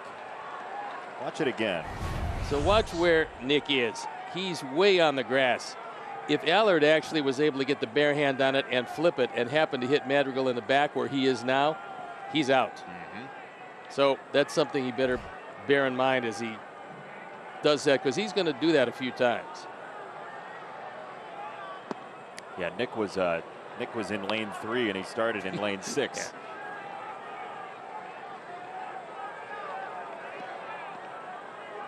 Nick Madrigal, how about this? This is really Kamka-esque. 14 career multi-hit games, 9 career strikeouts. Pretty amazing.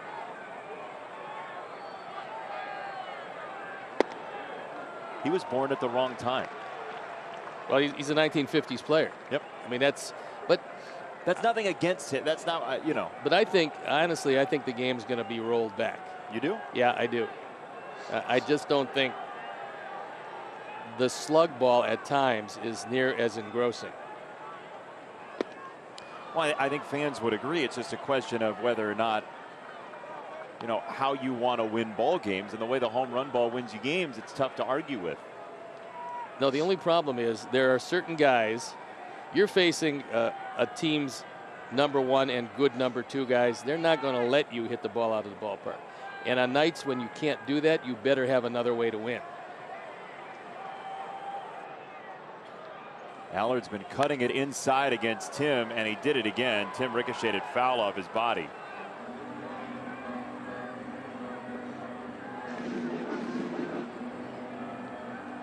Tim says he's all right, but again, that will reiterate what we were talking about the other night. That's why balance in a lineup is so important, and balance for your power hitters specifically is important. This would be a good opportunity to pick up another run or two. On a base hit to right, however, it's going to be a big match with Gallo's arm.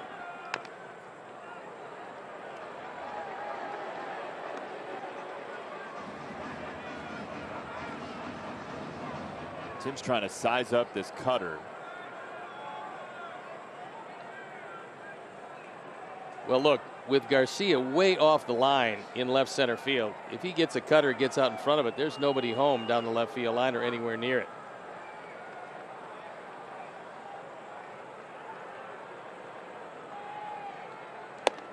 Struck him out upstairs on a four-seamer, and that will do it. The Sox threatened here, in part because of Yermin Mercedes, who has gone 3 for 3 once again. He just stacks up the hits, and the Sox lead by a run.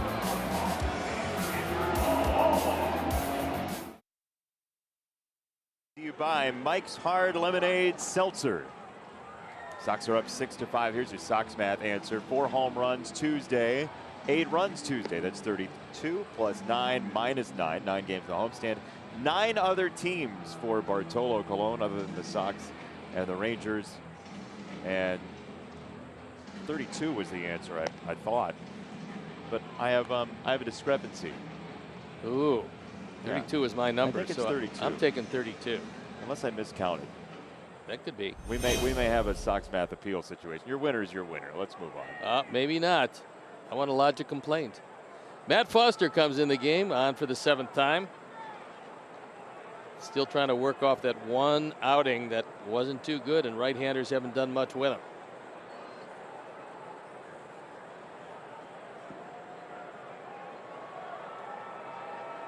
Foster in the 6th will face Brock Holt. We have confirmed the winner, by the way. We went to the monitor, and that is confirmed. So first pitch, strike to Brock Holt.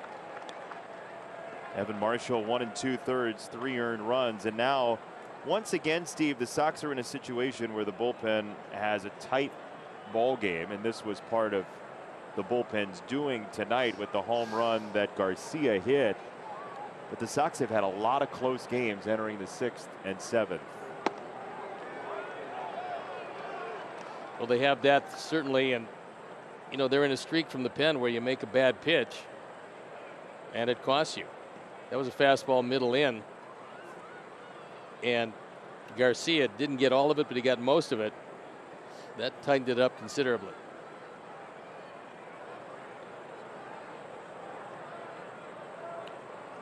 Oh, 2 from Foster.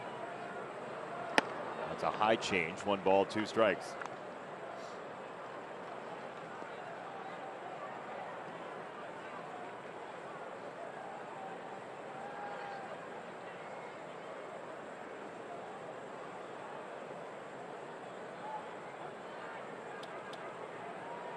Ten years in the majors now for Brock Holt. He's made a mighty fine career for himself. Strike 3. He took top of the zone, a changeup, and one away.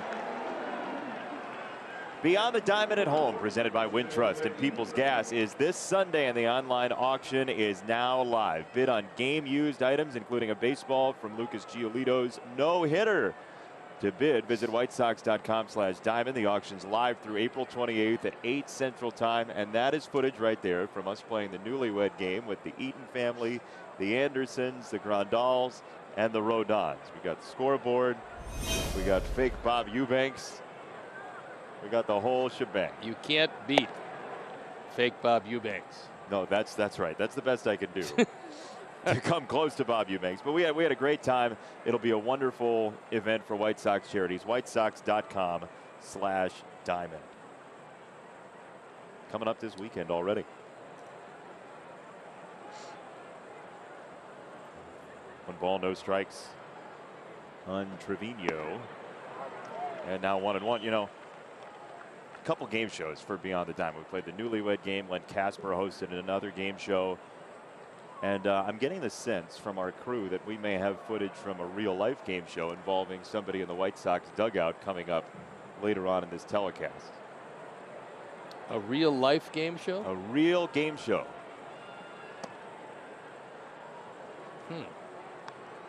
Hollywood Squares. We're not playing Guess the Game Show. Ooh, stereo Guess the Game Show. I like that. So that's not it, huh? It's not. Okay. Was that close? The era is close because there have been multiple iterations of each of the shows. The one you mentioned and the one we're talking about here. 2-1. Nope, 3-1. Feel like you would have been good on password. You would have just said George Bell and expected your partner to say Whiplash. No. Jan Marie's Treasure Hunt. Treasure Hunt? Yeah. I remember the Jeff Edwards Treasure Hunt, but I don't remember Jan Murray. Yeah, that was way back. In another life. Way back. 3-1 is high, and it's ball 4. Trevino walks.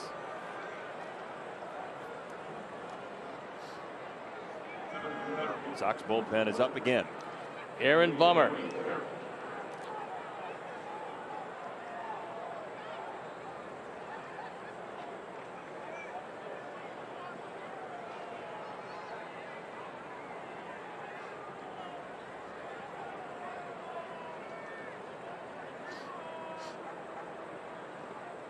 One on, one out. Taveras, the switch hitter, then Calhoun next, and you figure Bummer might be up for Calhoun. We'll see how the inning goes with a 1-run lead. So far secure for the Sox, and another changeup from Foster.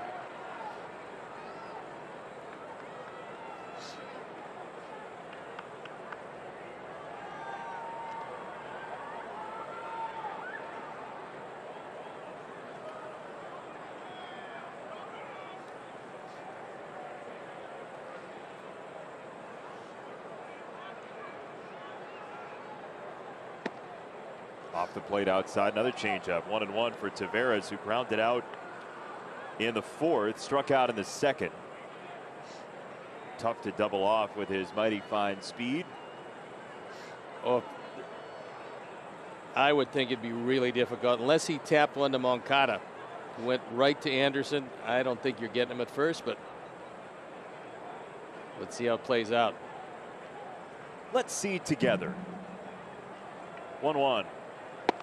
Swung through it, 1-2. Down to a knee with a changeup.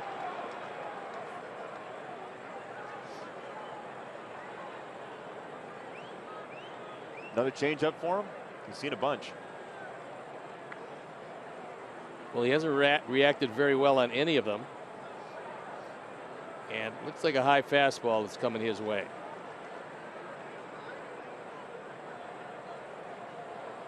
One, two. Way upstairs. Now back to the changeup.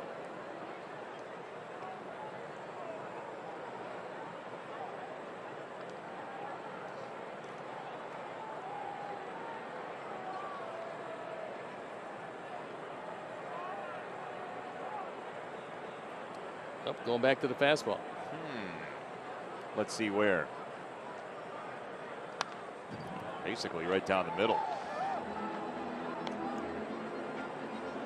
Able to keep the at bat alive. How often would you say a middle pitch is intentional? Hardly ever. Yeah. Unless, I mean, sometimes 3-0. But other than that, nobody's trying to split the middle of the plate.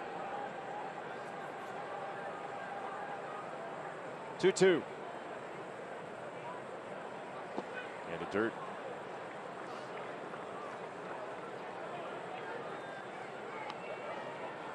Sox took a lead in this game 5-0 in the 3rd. Then Texas picked up 2 in the 4th. The Sox countered with 1 in the 4th.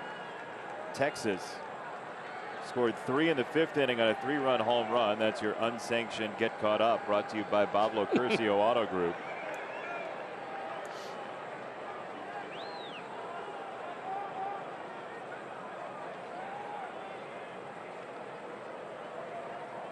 Three and 2. Trevino at first runs, and it's fouled away. The Rangers catcher was on the go with a 3-2 count. That could have been a really nice strike him out, throw him out. A little surprised he was going, Steve. You? I was aghast. Shocked, I say. No, I didn't expect him to be going. I believed you, even with the dripping sarcasm. No, I was. 3-2 coming. Trevino doesn't run. That's strike 3. Taveras was going to peel off to first, but he's got a different exit ramp, and now Tony La Russa is out of the dugout, and it looks like it's going to be bummer for Calhoun. Matt didn't get it where he wanted to, but he did get the benefit of the call. Want to throw it low and away, and this one shaves off the inside corner. Well framed by Grandal. Taveras can't believe it, but he's out number 2. So Aaron Bummer will come in. We'll step out. We'll be back.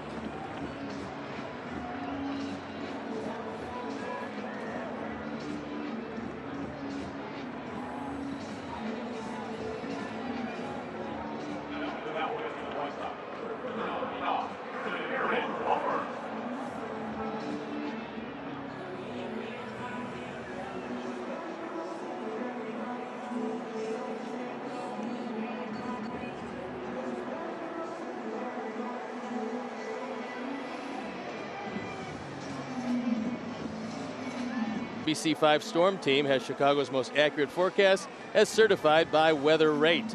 So before you head out, check in with the weather team who has been proven most accurate. Our Lakeside Bank call to the pen is Aaron Bummer. He comes into this for the 9th time. And the first batter faced for him has been problematic these days. Hopefully he tightens that up. Big first batter here, Willie Calhoun, lefty-lefty, and a good sign. First pitch, strike 1.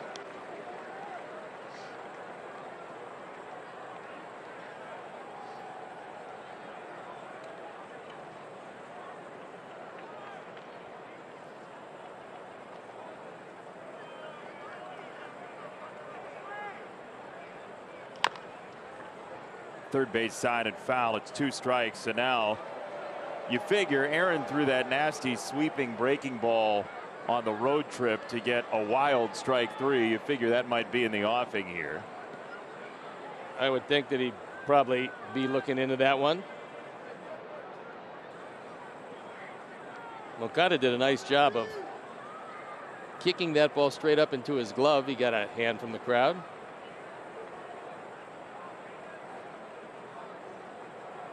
Go to first.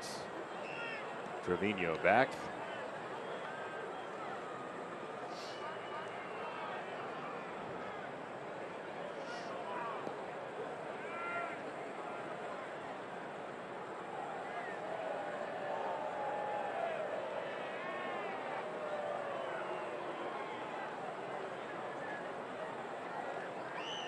Set up outside, and there is a pitch down and away. There is that cutter.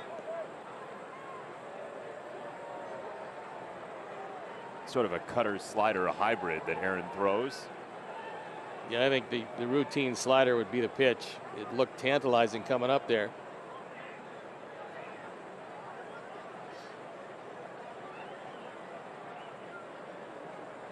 One and 2 to Calhoun. Check swing, did he? No. Jordan Baker, a very calming wave of no. That's the view Jordan Baker had, and he didn't swing. That's fish in a barrel for a third base umpire.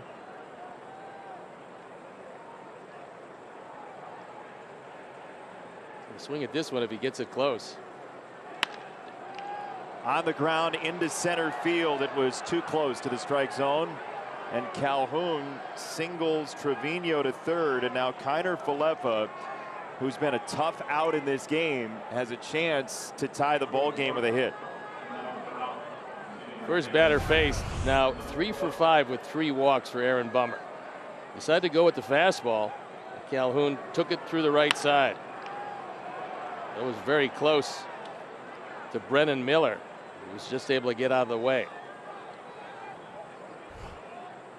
A little bit more of a kick off the mound. Madrigal might have had a play. So Calhoun defers, Trevino at third, Kiner Falefa the batter.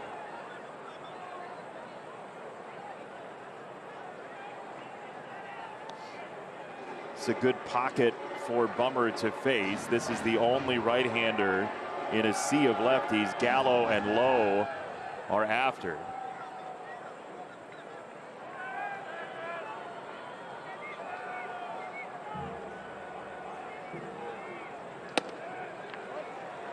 Sinker top of the zone, a strike call.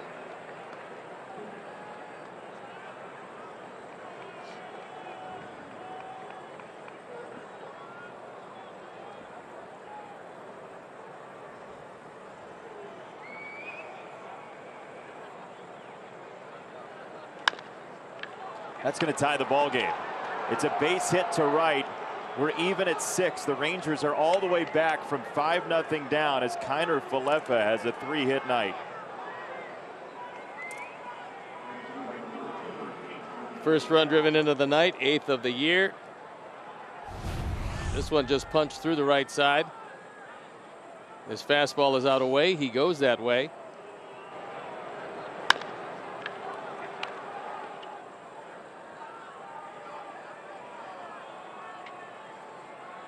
Three-hit night for Kiner Falefa. 2 on for Joey Gallo.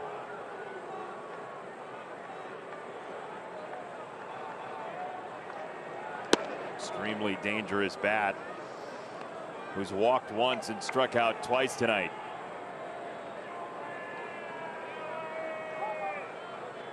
So that run gets charged to Foster. His night's done.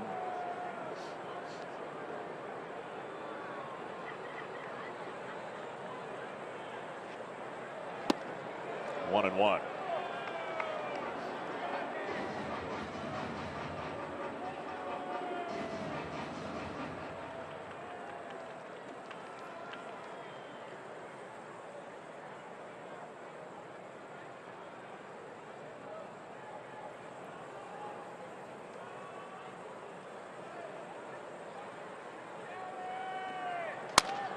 Broke his bat on the ground. Tim just handled it in time to retire the side, but the Rangers have evened the ball game. We got a long way to go. 6 is in the 6th.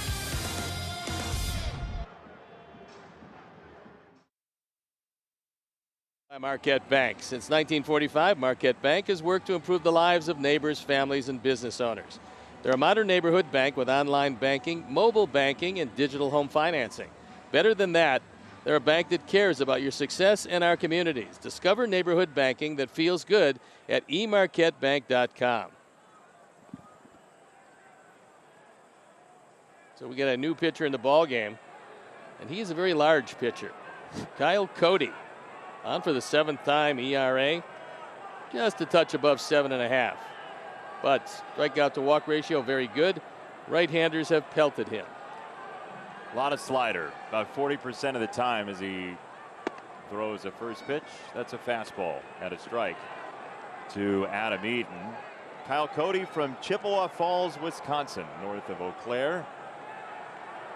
Will face the Ohio native Adam Eaton after Allard kept him in it, allowing just 1 run in his 2 1/3. Allard actually did a nice job. The offense was in high gear in the 3rd inning. He came in, restored some order, and picked up 2 1/3 innings. Allowed his teammates to claw their way all the way back into this one. Check swing. Adams says he didn't. He was right. And by the way, the closer you are to swinging, the harsher the wave off by Jordan Baker. He had the casual one moments ago. That one was closer, so it's a sharp wave. We're going to watch that carefully going forward. Your sincerity precedes you. Low at first. But nothing gets lower than that comment. Download the MLB app to get in-game video highlights, live pitch-by-pitch, breaking news, player updates, stat leaderboards, and more for the White Sox. He's Steve Stone. I'm Jason Benetti. I noticed we've both gone to the Jackets now. It's getting a little cooler at the ballpark. Yeah, it has gotten significantly cooler. Happens every once and again when that sun goes down. It's cooler by the lake, by the way. It is. Evidently, my position in this booth is closer to the lake. It's true. Yoan Moncada's had a nice night. He's got 2 hits, 2 driven in, and a walk. Unless he hits one 800 miles, we're getting in JC Restorations as Abreu walks up to the plate. He wanted to right. 2 out. Time now for JC Restorations cleanup hitter. With his 2 home runs on Tuesday night, Jose Abreu tallied up his 18th career multi-homer game, which puts him 3rd on the White Sox all-time list. There you see him. Paulie, Frank, and then Oyo Maglio, Robin, and Ron Kittle. Select company right there. A lot of home runs. Wish I could select my company. 2 down for Abreu. You happy you got JC Restoration in? I am. Yeah. Otherwise, we have to stay late. Oh, is that what's going to make everybody stay late? Not the impending extra innings in this game. 6-6 in the 6th.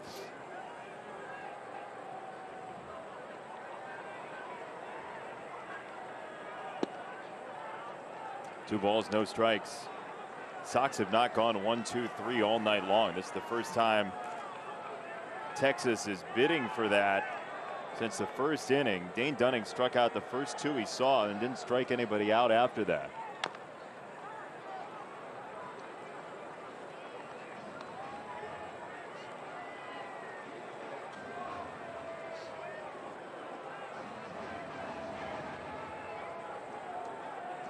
Cody 54. There he is. He's 6'7", 230 pounds. Nice size, fella. To third, Brock Holt. Inning over. Wow, the music played fast. My Oscar speech is over.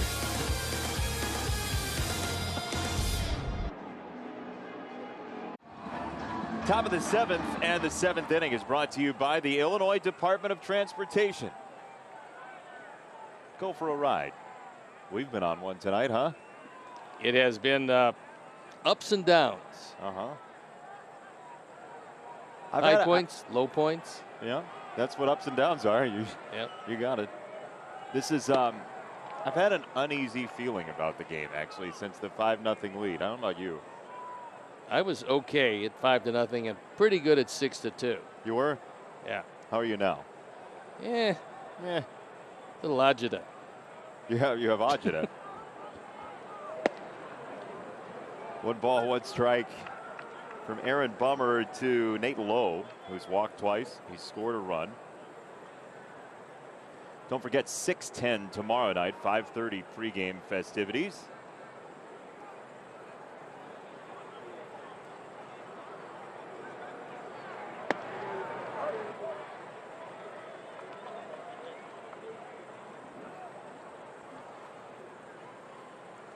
Kyle Gibson and Dallas Keuchel, your scheduled pitchers tomorrow. Sox bullpen up and going once again.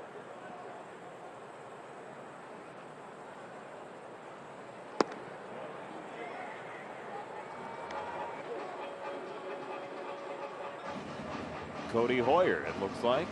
It is. How often do you see Cody pitching for both teams in one game? A person named Cody?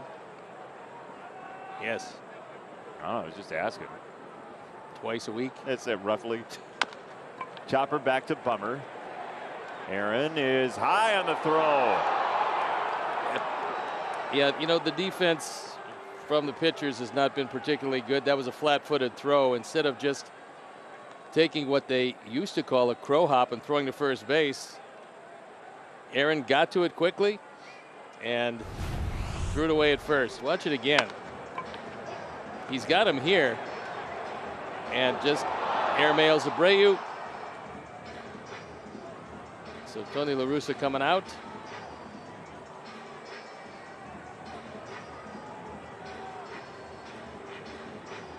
They avoid collision, which is the only good part of this play.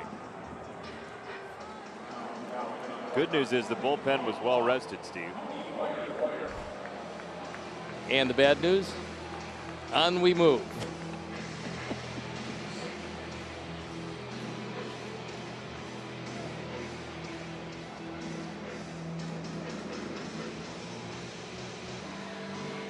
Just go to Xfinity Wi-Fi _White Sox to boost your ballpark experience. Xfinity, the exclusive. I thought you took a short nap there for a moment. I'll tweet out a picture. The exclusive Wi-Fi provider for Guaranteed Rate Field and the Chicago White Sox. It says just 22 Xfinity Wi-Fi. So I thought we were doing ballet. Got a new pitcher in the ball game. Our Lakeside Bank call to the pen is Cody Hoyer. On for the 8th time. He would love to throw a double play ground ball off the bat of Garcia, whose 3-run homer put Texas right back in the middle of this game. You got a dictionary for me? Goodness gracious. First pitch, a strike. I look like Joey Gallo on that changeup. Like it was a very hittable read. It can happen. And normally, you know, I'm pretty okay at it. Oh yeah. But boy, I didn't know if I was going to start talking again. Well, sometimes you get gridlock. It's Garcia. Right up the middle to second base. Madrigal to feed. Tim to turn in one motion and not in time. Oh, that one, with the speed of Garcia, it's got to be really clean, and unfortunately, it was a line drive with a lot of spin on it. Nick did the best he could possibly do. But you could see Garcia really hustling. And then the off-balance throw by Tim Anderson, and no chance to get him. This comes up, hits him in the stomach. He stays with it.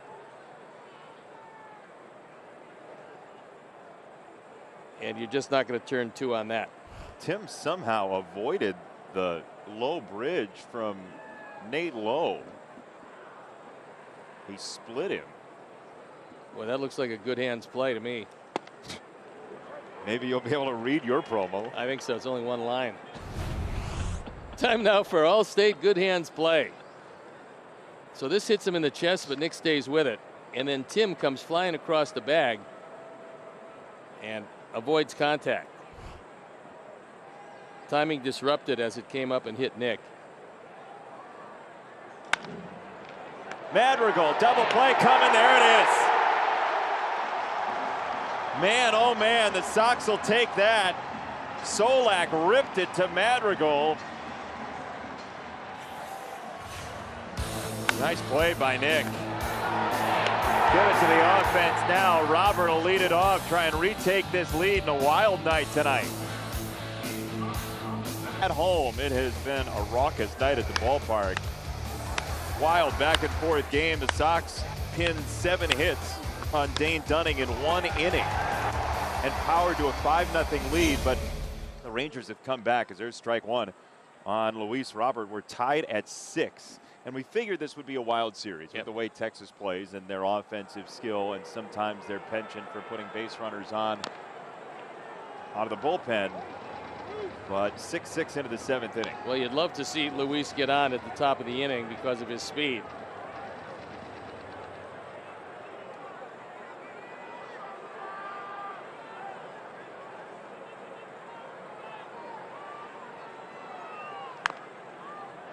Came in with a slider, and it's still 0-2. Sometimes you get very lucky on a slider like that. That's a hanging slider, but it hung so badly that it hung inside, and Luis could do nothing with it.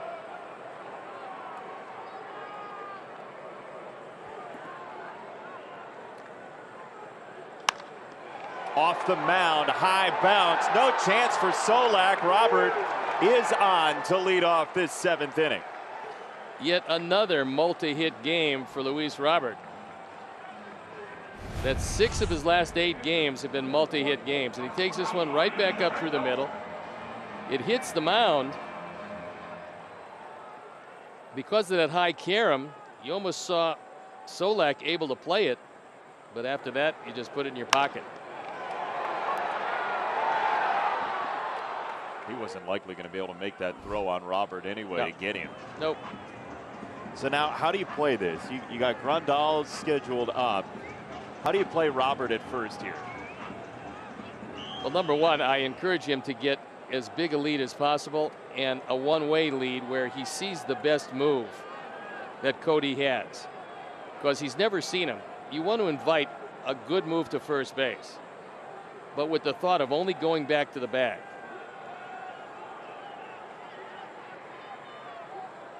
There's a throw, Robert back. You know, it's 6-7. Unless you're using a slide step, you're going to be a little slower to home plate. We're going to see if he uses the high leg kick or if he'll go to the slide step. Big lead at first. Long levers of Cody. Robert got a great jump, but didn't read the delivery home that well. He was worried that Cody was going to turn to first. Well, he got a good jump. The problem was Cody hadn't released the baseball, so all he had to do was step back off the mound, and that would have been disastrous. He's trying to get the best jump possible. Fortunately, Cody didn't see it, because if he steps back off the mound, he's dead to rights at first. There's a throw to first again. Showered with praise.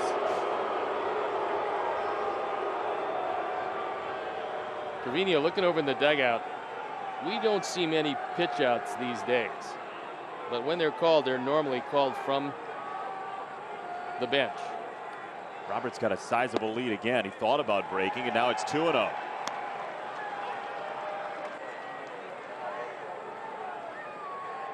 Now look, the Rangers came in 28th in bullpen ERA, and now they're going to swap defenders on the infield. Yeah, they're taking Holt and they're moving him into the second base position.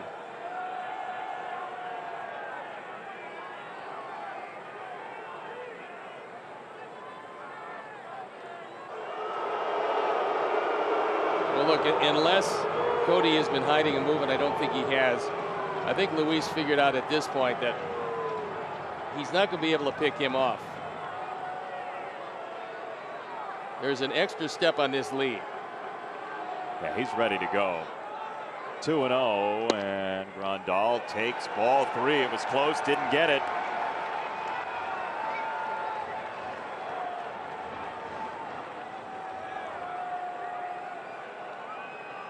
Cody a glance at Robert and his speed. If it gets to 3-1, you figure Luis is going. A little shorter of a lead on 3-0, and Yasmani takes a called strike, similar spot.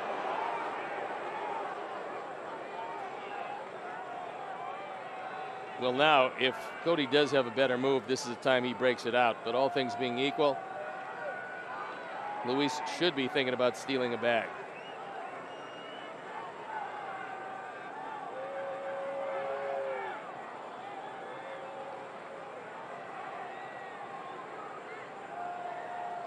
He's going to throw to first here.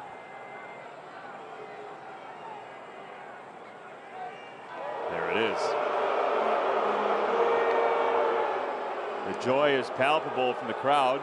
Well, he caught Luis leaning that time, but didn't get it over there quickly enough.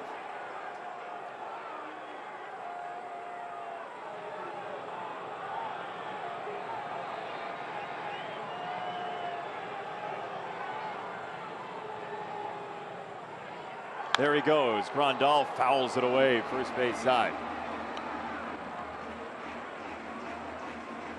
That's the lead run over at first base for the Sox, who led this game 5-0 and 6-2. Texas has scored the last 4 runs to tie it at 6.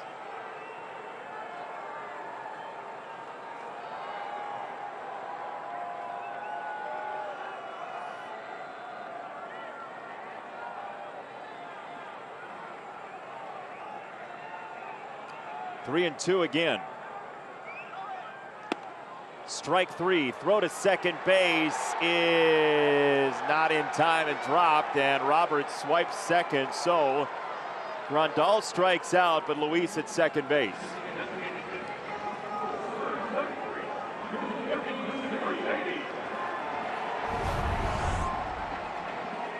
It's a changeup, He has Yasmani well out in front of it, and then not much of a throw.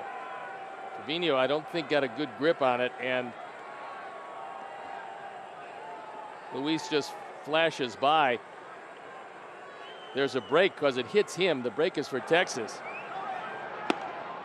Holt is down there, and the ball hits Luis Robert. Otherwise, it's probably going to be in center field.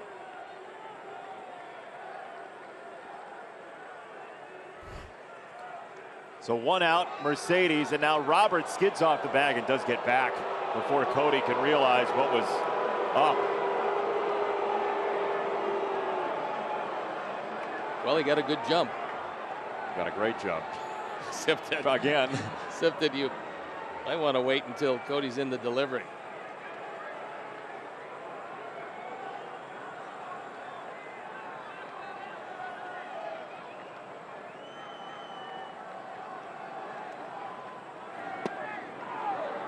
Mercedes, a strike on a slider.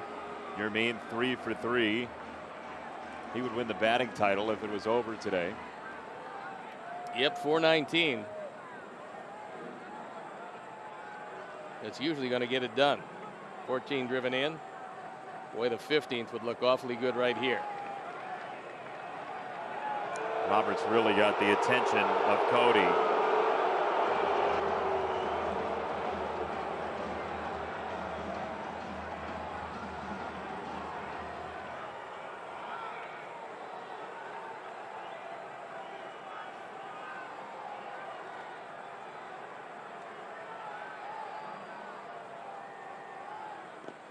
In the dirt, Trevino got in front of that one, and he did right at the right time because Robert couldn't take off.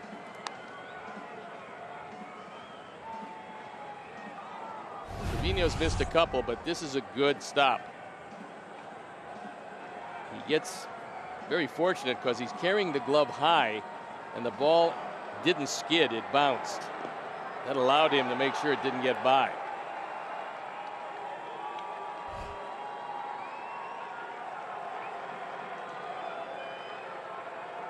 One and one. Mercedes takes a bending slider, 1-2.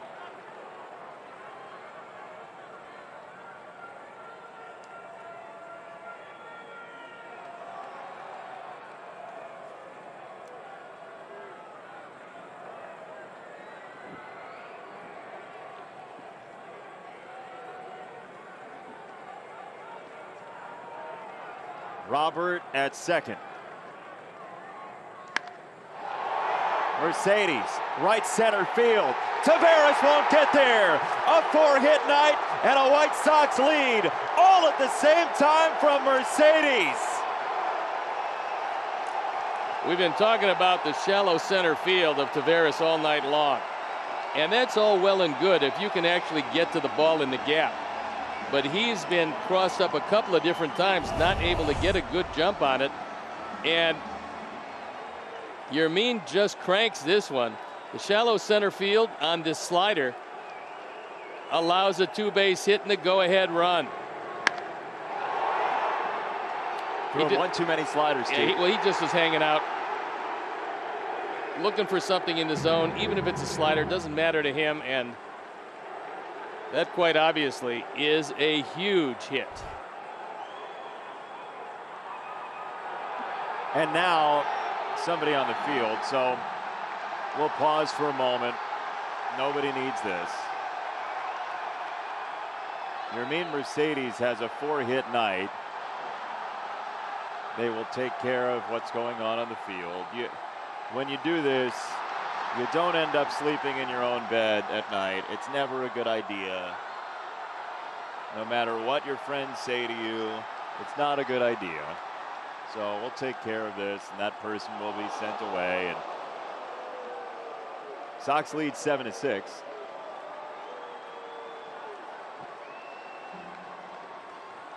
Solak and Mercedes talking it over, and this. Time now for the Xfinity high-speed action, and it's 4 big ones for Yermin. But none bigger than that last one, as the Yerminator has come through once again. Pretty amazing. There's not one pitch you can throw to him he will put the bat on the ball and have consistently good at bats. So he points to the sky quite often. Whoever is up there and whoever is looking on at Yermin Mercedes is very much on his side this season. Well, look, when you're 10 years and you haven't got a sniff in the major leagues, you have paid your dues. It doesn't always work this way because life isn't always fair and you don't get them in the end. And I mean, right, that's a Hollywood ending to this, but finally given the opportunity, it's really nice to see a guy come through and do what he's been doing. We don't know how long it's going to be that he's going to be doing it, but let's just enjoy the ride and see how far he can take this, because it's been pretty special so far. And you can see it in his face. He has been enjoying the ride. He's been waiting for this ride for years and years, and he in his heart has believed that it's going to come. I mean, he told us after one of the games in Boston, he felt like he could be a major league hitter at age 19. Well, we haven't seen anybody overmatch him yet. Many have tried, few have succeeded as Vaughn swings through strike one. Sox have pounded out 14 hits tonight against the Rangers, and now 6 outs to get. 14 hits, and the oddity is not one has left the ballpark.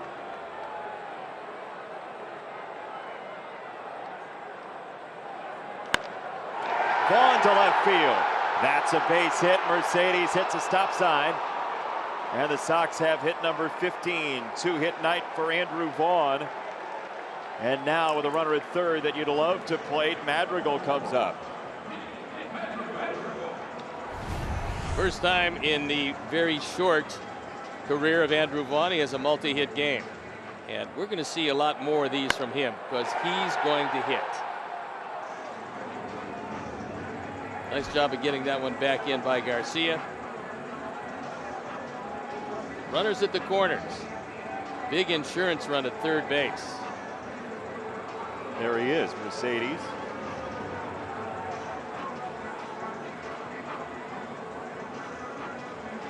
And so as the Rangers meet on the mound, the Sox have hammered out 15 total hits. The bottom third of the order is coming up in the 8th, so the danger zone is in the 9th, at least perspective hitter-wise. As Billy Hamilton is on, he's off the injured list, and he will pinch run at first for Andrew Vaughn. He'll play defense for Vaughn as well. And one of the things you talk about, that was probably Doug Mathis, the pitching coach, was what are you going to do if Hamilton takes off and goes to second? Where do you want the throw to go if you want it to go anywhere? You know they're probably going to be in at the corners. They certainly want to take away a prospective bunt. But the way Nick makes contact, you got to let him swing away. Infield about halfway. How soon do you run with Hamilton?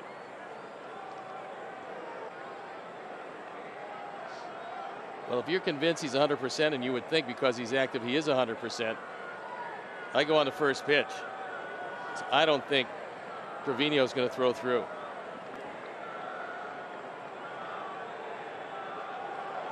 We'll check first. Pretty amazing numbers from Chris Kamka. Andrew Vaughn, of the 6 hardest hit balls in this game, Andrew has 3 of them. So he's really squared it up tonight.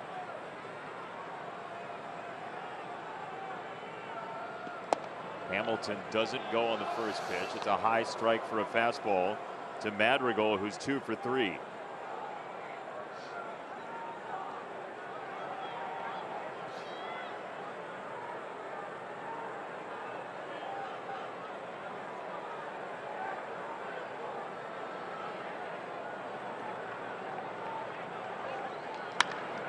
First base scorched. Stomp in the bag is low, and the Sox get a run coming home on the backside with Mercedes. No double play there with Hamilton going low with his hand reached out and got the bag, but the Sox get a run. Well, once you hit the bag with your glove, the force out's taken out of the equation. And Lowe looks at it, and he looks to third. There's no play there. He looks to second. There's no play there. You'd have to put the tag on him anyway, and you're not going to turn two. Nice piece of base running by Mercedes. You don't equate him with heads-up base running. That was a really nice play. Got the Sox much needed insurance, and there's strike one to Tim Anderson.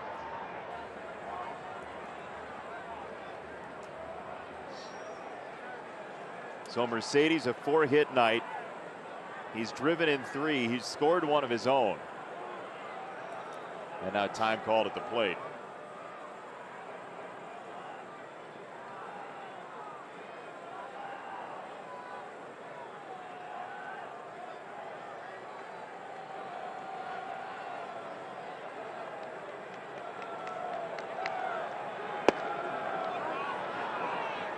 Changeup got the zone, 0-2.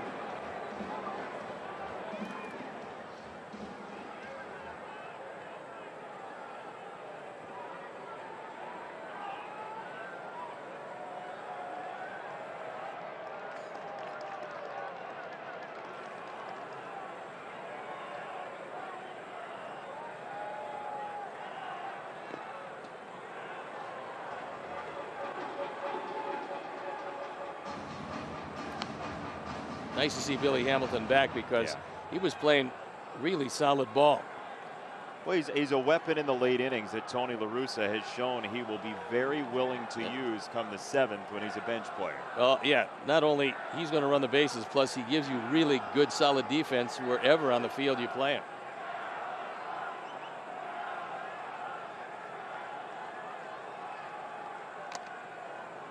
Flip foul, still 1-2. So now the Sox have 6 outs to get. Hendricks is certainly available. Cody Hoyer came in and in very short time got the outs he needed in the 7th. So you figure he'll come back out for the 8th, you'd imagine. I would assume so. Unless something dramatic happens. No, if he wasn't coming back, he wouldn't be there with no jacket on. You wouldn't figure. Only threw 4 pitches. 1-2. Strike 3. Inning over, but Yermin Mercedes has yet another 4-hit day. I mean, just cherish it. The guy hits everything in sight. Up, down, in, out. And a 4-bagger. Stand up for him. He wants you to. And who else? Yermin Mercedes. This one over the head of Taveras, whose short center field has cost them tonight. Sox have the lead. They had another one. They have a 2-run lead with 6 outs to get. And another big night for Yermin.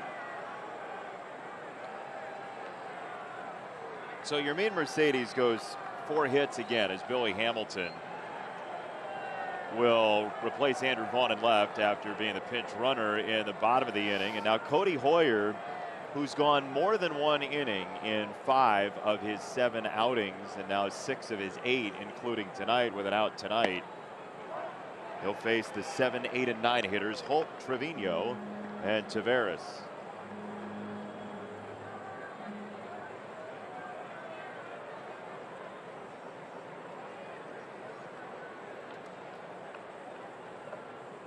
Yermin has 4 of the 15 hits. That's a season high in hits for the Sox, as Yermin started the year with a 5-hit day. He's got 3 other 3-hit days and a 4-hit day for him. Just mail him straight to Cooperstown. Just pack him up. Pack him up. Send him off. Get him out. That's a base hit to right for Brock Holt. Normally Cooperstown asks for memorabilia, but now evidently they're asking for players. Time now for a message for Powering Chicago.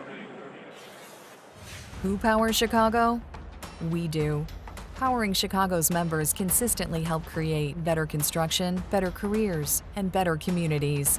Powering Chicago. IBEW Local 134, NECA, Chicago.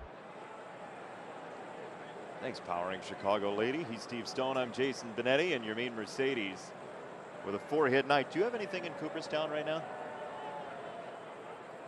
I have no idea. Really? Nope. Have you ever sent anything there? Not personally, no. I didn't know if they had asked for something. You mean like a postcard or something from? Well, I didn't know if, like, at some point you were involved in a play that they said, hey, will you send us something? Or maybe from your Cy Young season they asked if you'd send, like, a piece of your sock or something. Not yet. I don't know. Maybe they haven't gotten around to it. I thought maybe. Look, mail gets stacked up sometimes. 2 strikes on Trevino. David Dahl has grabbed a bat, and he is on deck. That's for why the Rangers. you'd love one of these sliders. Hit on the ground and turn 2. By the way, the 8th inning brought to you by the Illinois Lottery.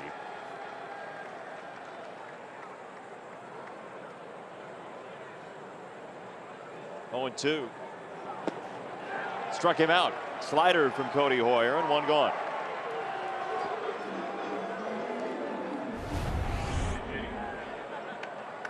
This is a dandy, just a biting slider. Yasmani able to make sure it doesn't get by. You see the little dot in the back of the baseball. That is the key to it being a slider. And no chance for Trevino.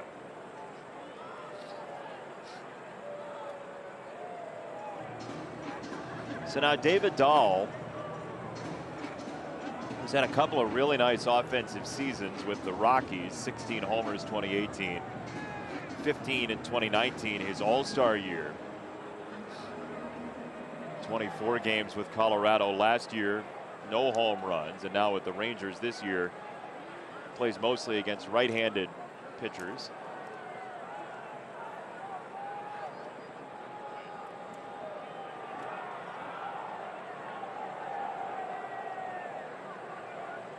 Cody Hoyer to Dahl.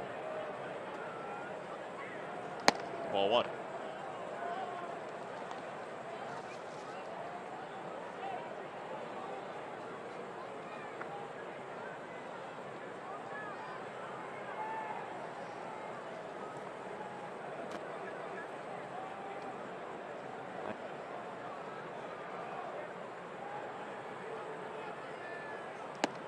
That's a high strike. It's 1-1 from Cody Hoyer to Dahl. Sox went off to a 5-0 lead tonight. Then 6-2. Texas scored 4 in a row. Sox have the last 2 on the 3-hit 7th inning.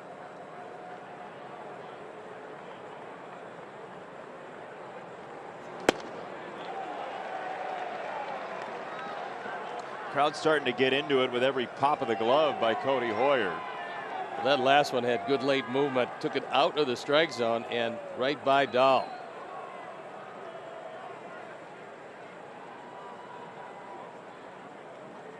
Here comes a change. Let's see if we can swing over the top.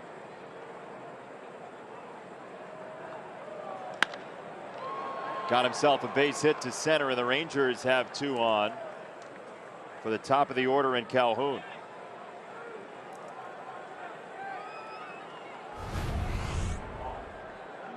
There you see the grip. He just reaches out.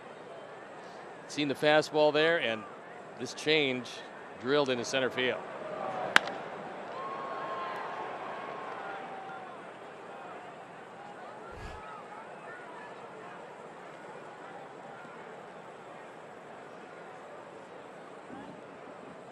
Now meeting at the mound. Grandal is out. The infield's coming in. Sox would love a ground ball from Calhoun. Liam Hendriks throwing in the bullpen, and this meeting was called from the dugout to give him a chance to get loose. Yeah, he may be called upon for a longer than 1 inning save tonight.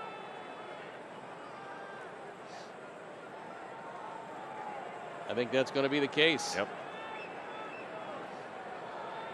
Tony out of the dugout.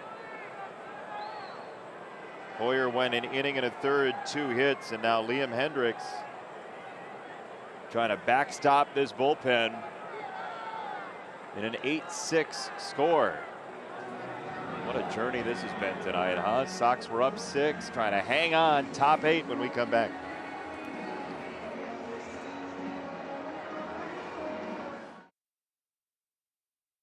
entertain your group in the CIBC Fan Box, the only luxury suite on the main concourse. Enjoy new customizable food and beverage options in 2021. Visit whitesox.com or call 312-674-1000 for more information. Bullpen well taxed tonight, Steve. It is tonight, and Lakeside Bank call to the pen. Liam Hendriks. It's going to be a long save. He's looking for his 4th in 5 opportunities. 9 strikeouts, only 1 walk. He's got the game on the bases. Tying runs aboard, and the top of the order up.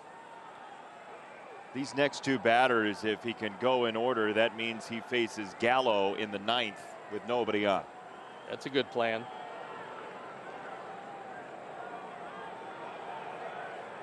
Two on, 1 out, Calhoun. Got a strike.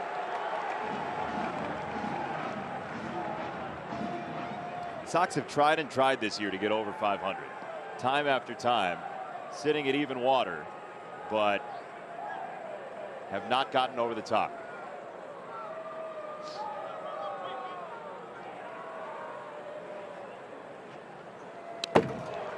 That's all the way to the backstop, and now the double play is out of order, at least the routine double play. So 2nd and 3rd, the tying runs at second base. We'll take another look at it. That's why they invented pass balls. That's got to be the call. This one, he just misses it.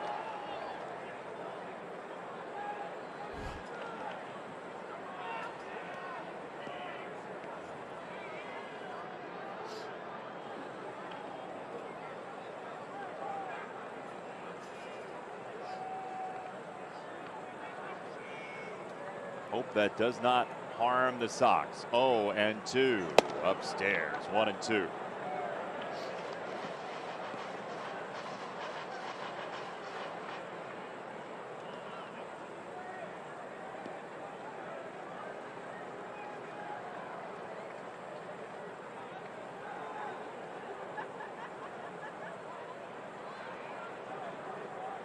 Liam Hendriks has faced Calhoun 5 times and fanned him 3 of those times.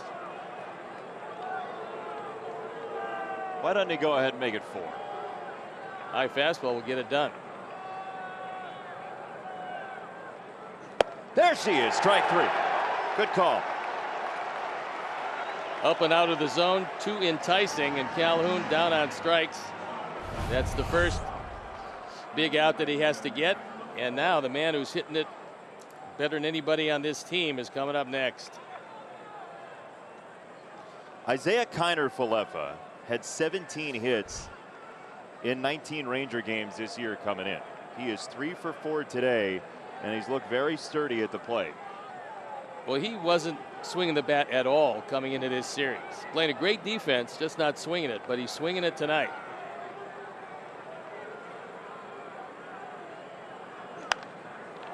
Fouled away, strike 1.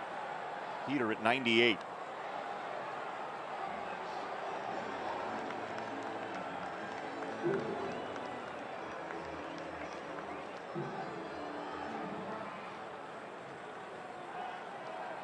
Liam Hendriks trying to play fire chief for the Sox for 5 outs tonight.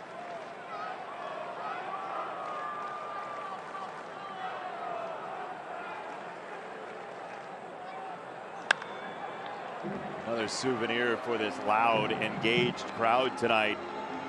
2 strikes. So here's a time after 2 98s, you throw that good hard slider and trust that Yasmani is going to be able to corral it. Here they come.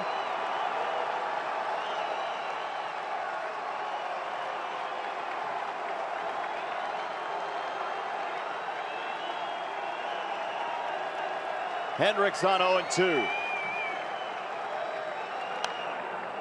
Another fastball.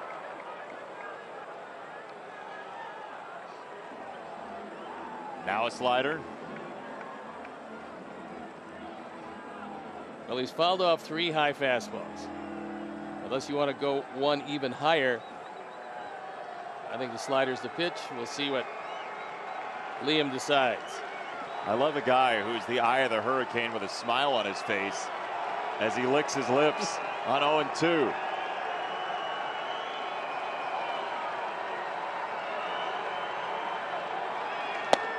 He busted him with more heat.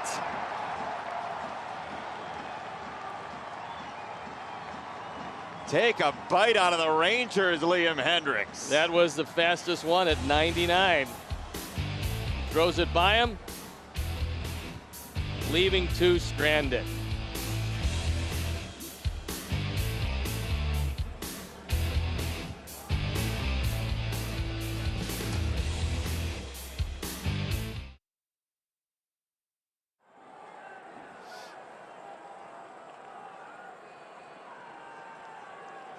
Eight-6 Sox. First pitch strike to Adam Eaton, bottom of the 8th inning.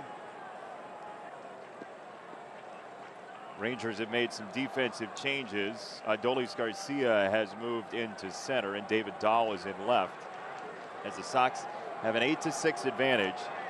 And this note from White Sox media relations about the night of Yermin Mercedes, who has yet another 4-hit night to his name. He is the second Sox player in history to have 2 4+ hit games in his first 18 ever. The other is Maurice Archdeacon.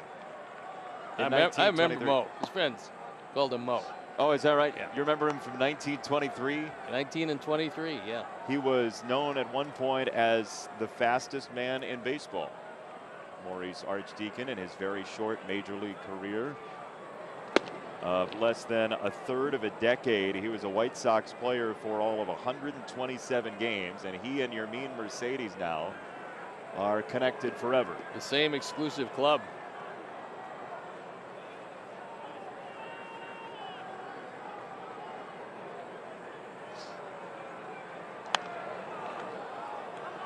So, on that note, 2 4-hit games or 4-hit plus games in your first 18. He's the 10th player in American League history ever to do it. 2 guys did it in 2001. First 18 games, at least 4 hits. One makes a lot of sense. It's Ichiro. That was Ichiro's rookie season of 2001. The other one, and nothing against him, you just wouldn't think that he would be on the list, is Brent Abernathy, I believe with Tampa Bay at the time. But with Ichiro, I mean, he was a complete player when he came here, so you could call him a rookie if you wanted, but he was certainly anything but. But amazing accomplishment his entire both careers. Time now for the T-Mobile coverage cam. And it's a pitch sequence. So he fouls one at 98, fouls another at 98. Figures he'll foul a third at 98, and 99 sets him down.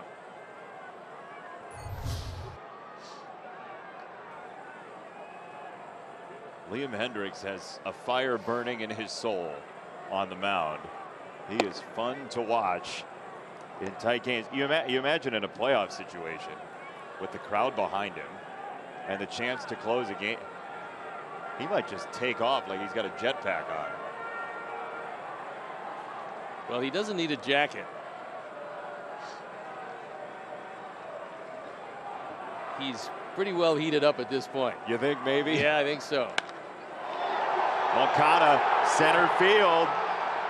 Gone! There's the first home run tonight for the Sox. 3 for 4 for Yoan Moncada.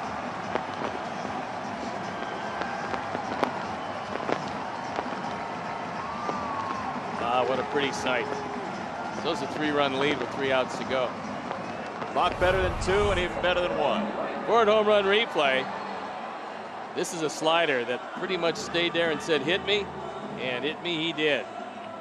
Opposite field and gone.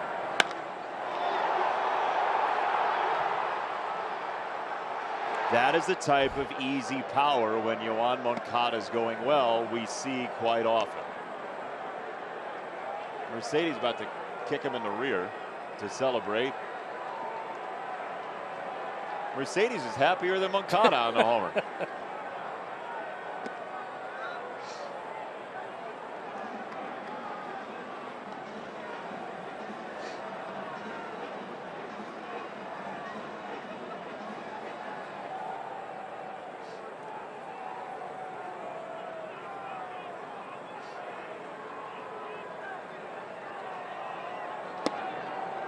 1-2 on Jose and a high fastball.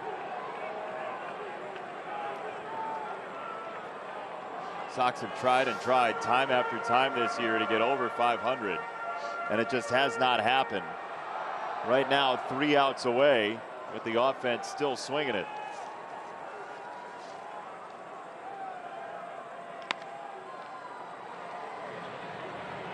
Left side of the infield, and the overhand peg is out number 2. Stay up to date on all things White Sox by following the team's official social media accounts. Don't miss a minute of the action on and off the field. Follow the @White Sox on social today. Steve, the Sox this year have been 1-1, 3-3, 4-4, 5-5, 6-6. I thought it was 7 times. 8-8 and 9-9. There you go. There it is. And never above water yet. Skip 7-7. I'm sure it was a lovely place. No, I mean 7 times they've had a chance to go over. Oh, is that what it is? Yeah, that is. I was just saying the one they skipped. They skipped 7-7. They skipped 2-2.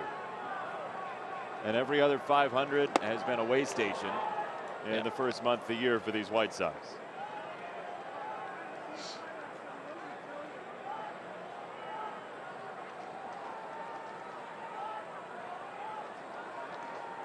How about Kyle Cody just out there wearing it for the Rangers? This is going to be pitch number 49.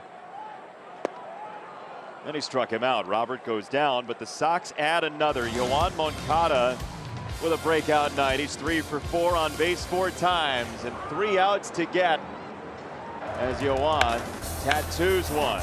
9-6 Sox to the 9th.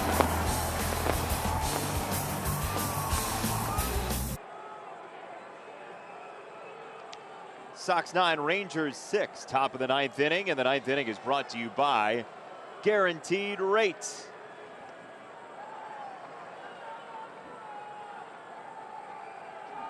Liam Hendriks needs 3 outs.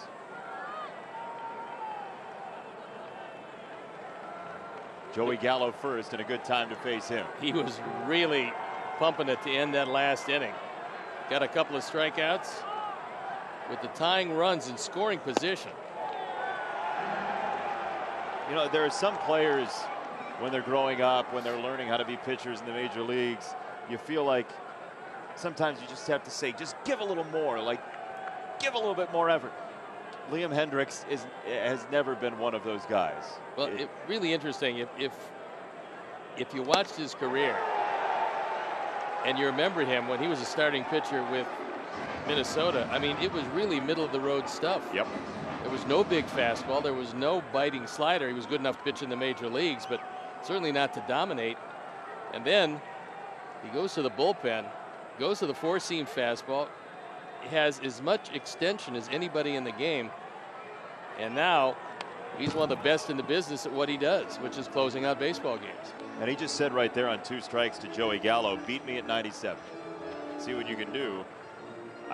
He's the perfect example of a guy who's gone away from the sinker in Major League Baseball and thrived. Well, that's really because of the backspin, because of his extension, because he releases it way out front, and hitters don't have that much of a chance to adjust.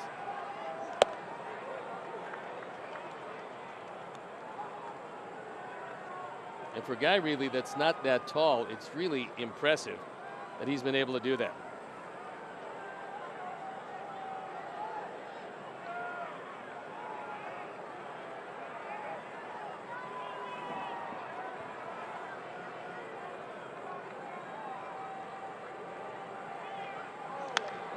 Gallo stays alive.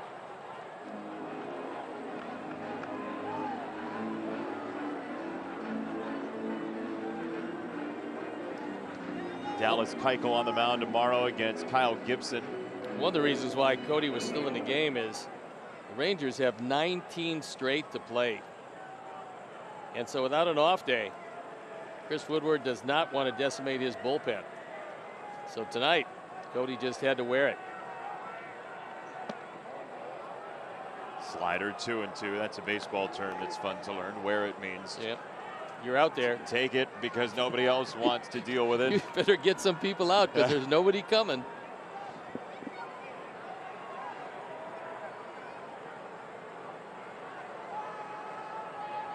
2-2 to Gallo.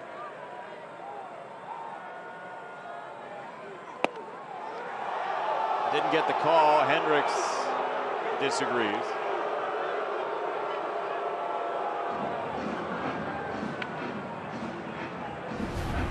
Mark Carlson's had a good night. This one had a piece of the plate. You could see why it was a ball. Yep. You could see if it was a strike, too. Could go either way. It didn't go his way. So 3-2.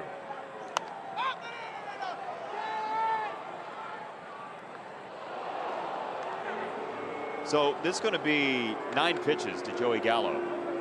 And the Rangers could veritably burn Hendricks for tomorrow if they really ramped up the pitch count here in the 9th, let alone come back.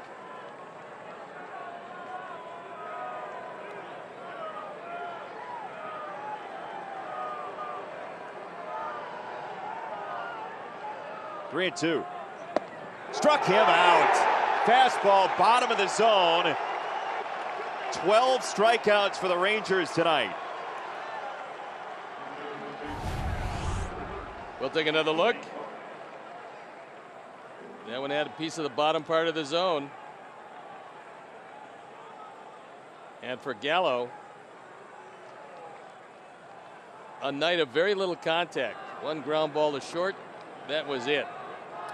Credit to credit to Grandal there. He angled his glove up with that pitch. That was a very nice catch. Ball one. Weird game tonight. A lot of pitches and a lot of hits. 25 combined. Sox have ripped off most of those, 16 of the 25.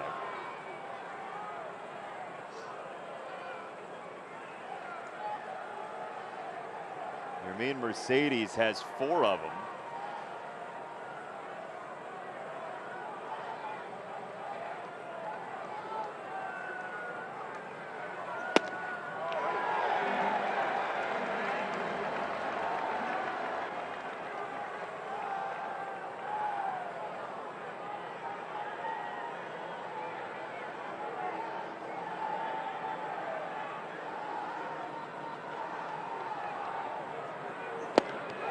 Two and two, up to 98 again.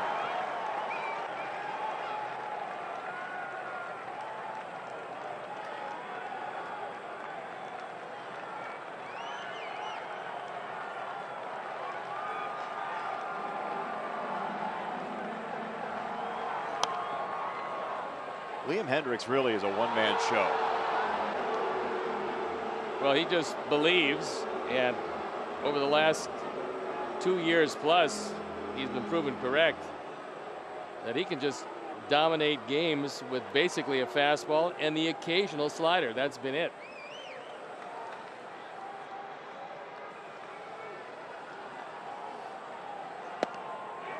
Strike 3 called in the basement.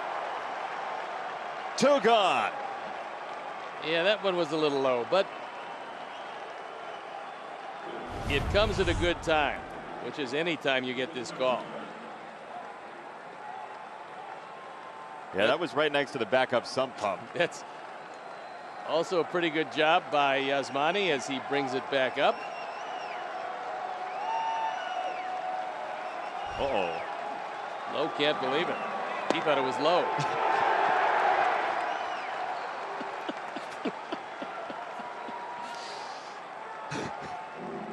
One strike on Garcia. He's right there for you. Yeah. Nailed it. Hanging like a piñata. 0-1. On the ground, 2 strikes. The Rangers' last 5 outs of this ball game have been strikeouts. We told you they led the league in whiff percentage as the night began. Well, Liam has come in just throwing fire.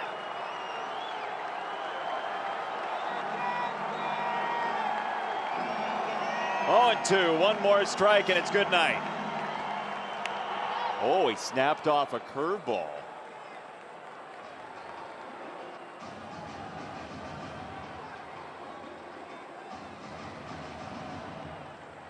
think he's got one fastball about 98 by him upstairs, and it's going to be 5 strikeouts and 5 outs.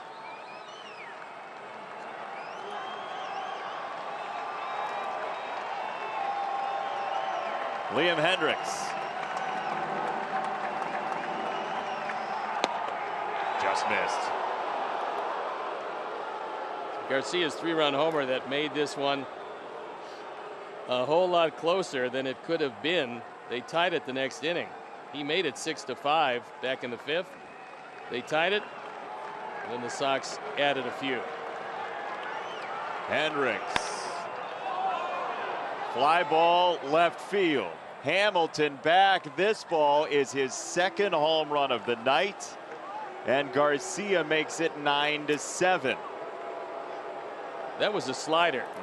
And if you remember the early part of the game,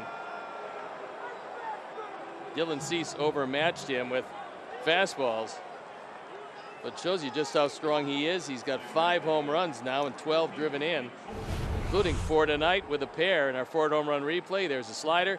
It just hung right over the middle of the plate.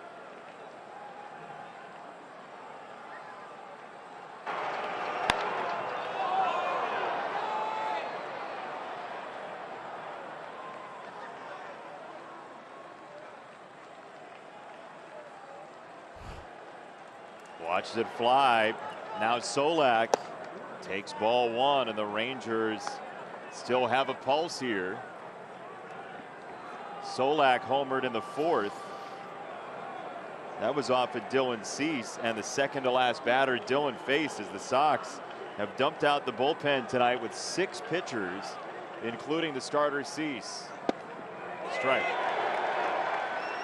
It was a line drive that turned into a double play that ended the 7th inning off the bat of Nick Solak. That was one of the bigger plays of the night.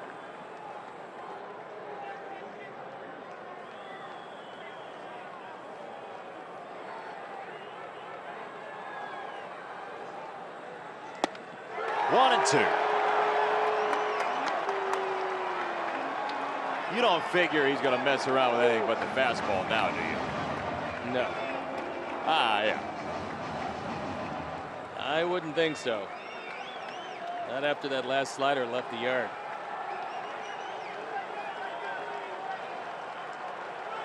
Does he have a cannon shot on his mind? 1 and 2. He does! Sox win 9-7. Another save for Liam Hendriks, and this one of the difficult variety because he had to go 5 outs to get it. Sox win the first of the series, the first of the homestand, and go over 500 for the first time this year. We'll take a look at some heat just off the corner, and no chance for Solak. Hendriks is pumped. The ball club is very happy. A lot of offense here tonight.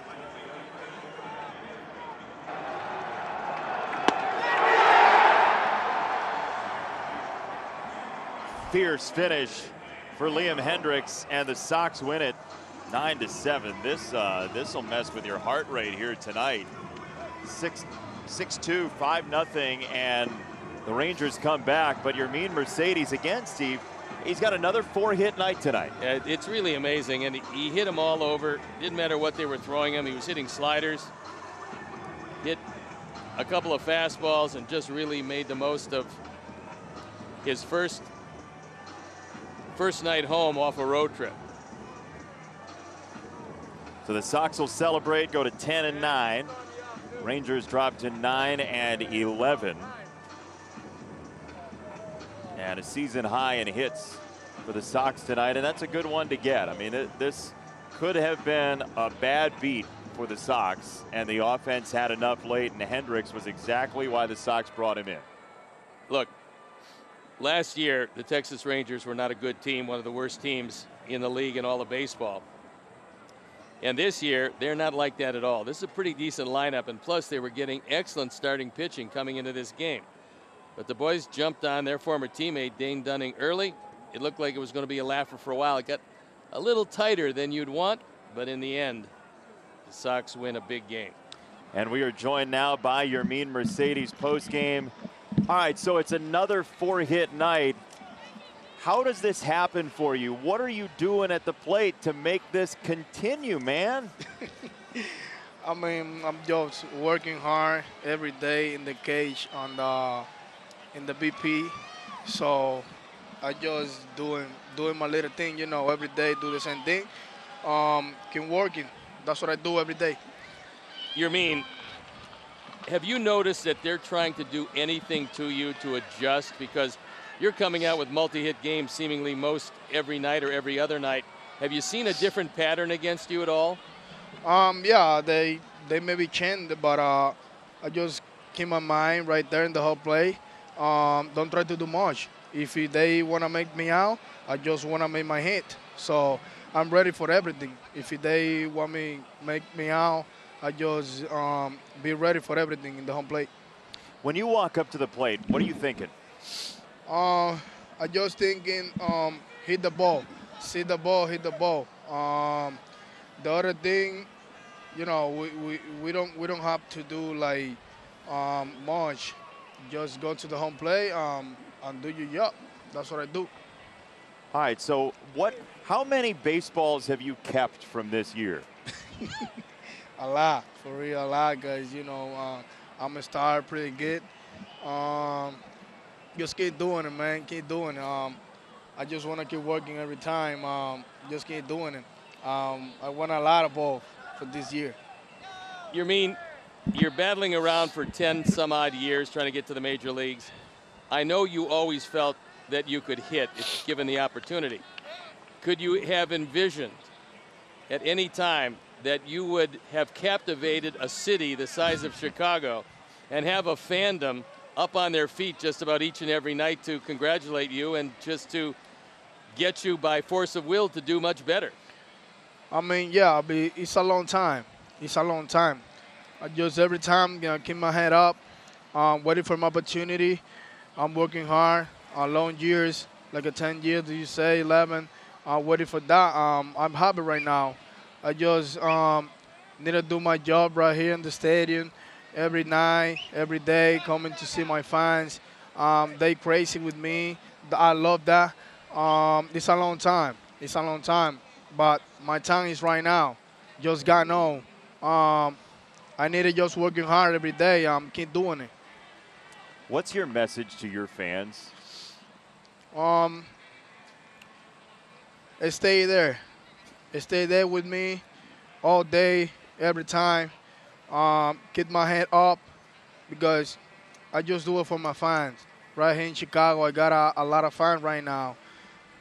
In Dominican, too. I just want my fans be with me every time. I don't want they give me alone. They leave me alone. I don't want that. That's the reason I'm doing this every night. I'm coming to the ballpark and try to do the best I can do in the ballpark. That's for all my fans right here. They love me. I love my fans.